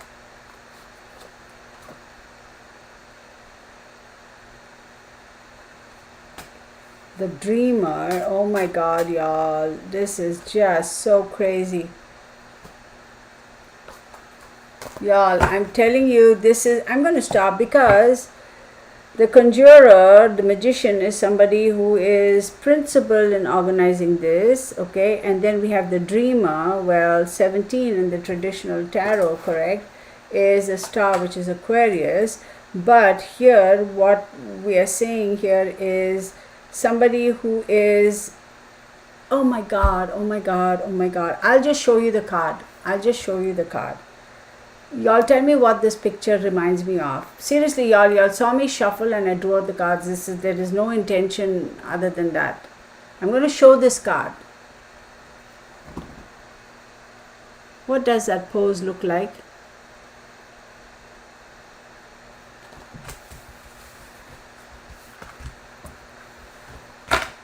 I was definitely meant to pick up this deck. Absolutely, Susie. You're right. I kid you not. I actually decided to pull a couple of decks and I said, let me rotate and use something else. And I was looking for something else and this was there because of the way this package is, the box is. I just grabbed it and I was wearing my glasses and I still didn't pay attention to what I was grabbing. And maybe that's the reason why. So I don't know whether, yeah, Courtney, don't say anymore. When we have our personal talks, I mean, on Zoom, we can do it. I just don't want people to get all up in arms, but yeah. When we do, our Zooms for just us, then we can have these conversations and, ask all the questions because it's just us, right? So,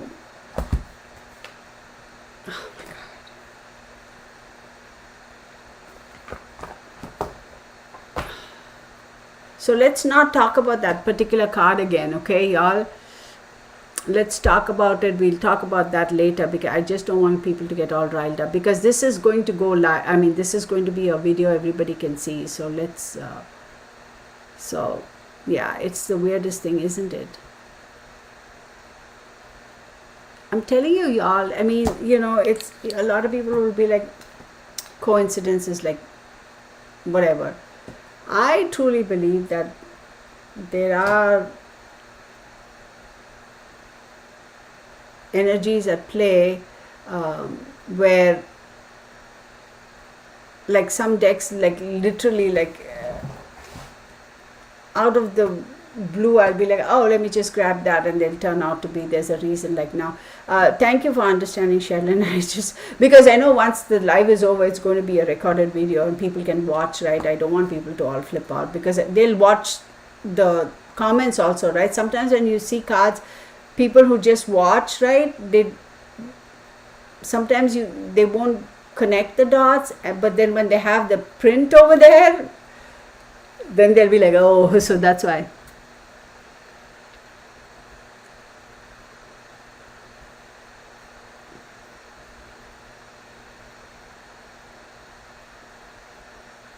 Yeah, synchronicities. Oh, is there a I'm part of for her discussion. So is there a lot of people who are speculating about that picture?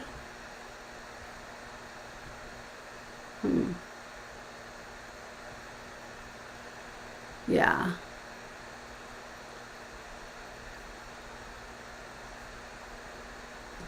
Oh, absolutely. Oh, absolutely. And you know what, Afrohuman, like people say, okay, I'm going to do it just once, and is it like, is it going to work? I don't know, you know. But when we go at, yeah, there's a lot of speculation, but when we go at something like this and expecting, having conditions, like going with this condition, like I'm going to do this and this is going to work, don't do that. Just go into it with just the purest of intentions, like I just want him to get better. Just because the moment you put this condition that, oh, this has to work, you've already kind of doubted yourself. Do you know what I mean? So just go at it saying that I'm just going to do it, and do it. Maybe you'll have to do it once a month for the next 3 months, and maybe you'll have to do it once a month for the next 6 months. But it shouldn't matter. Just do it with the intention of just doing it. That's it. Yeah, it's a lot of stuff. Anyway, y'all, I'm going to stop if this is it that we have going on today. Thank you so much, all of y'all. I know a couple of y'all dropped off. I mean, it's probably getting late. So let's call it 10:04, and we will sometime, maybe for this month when we do the last Saturday, like we can like do mini readings for some of these cases where, like, you can, even if something weird pops up, like I won't hesitate to tell because it's just us, that sort of a thing. And one of these days I'll set up a live where it'll be only for our subscribers, and after we are done with the live, then with the video thing, that's okay, where y'all can ask your personal questions, like, that sort of a thing. Oh my God. Oh my God. Afrohuman, a lot of positive thoughts to you and your son. Sending prayers. Do this. Keep a positive mind. Absolutely. Oh, Pauline, thank you. Elizabeth, thank you. Elizabeth, I'm so sorry. I mean, I didn't mean to kind of, and I don't know why I just decided. So I hope you understand. Susie, thank you. Delvin, Sherilyn, Araceli, Afrohuman, Ali Ali, My Manx, Lisa Hogan,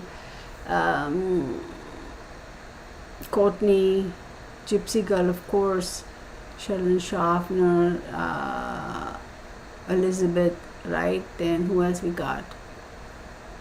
Pauline Raab, Delvin H.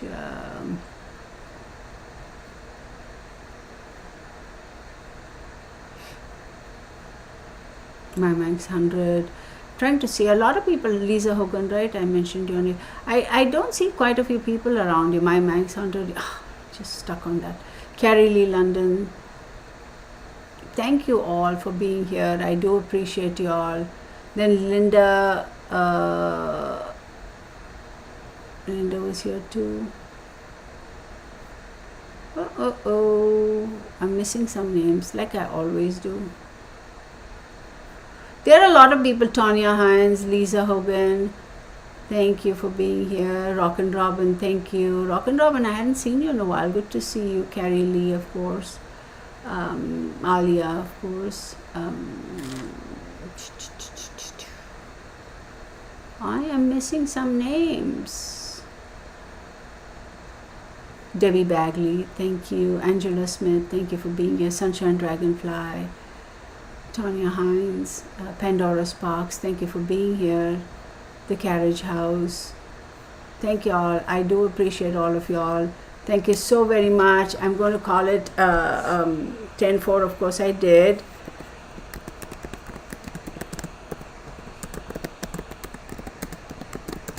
And we will, maybe that's what we should do the next time, just dedicate a Zoom just to ask these questions that, and even if I use those type of decks, I can show y'all, the cards, because some of those pictures are a little graphic, I mean, it's like, it's weird how the cards pop out and how the images kind of all set up. Like, of all the decks, I mean, they're probably, I don't know, hundreds of thousands of tarot decks around the world, right? It's weird that you pick up a particular deck and randomly out of nowhere, random questions, and you do a reading randomly for some random case, and sure enough, how it all kind of falls into place. It's scary a bit though, but anywho. So let's call it a good night, y'all. Thank you so much, everybody. Thank you, Gypsy Girl, for moderating. I do appreciate all of y'all. And take care. Have a good night. Have a blessed, safe weekend. All right. Bye, everybody.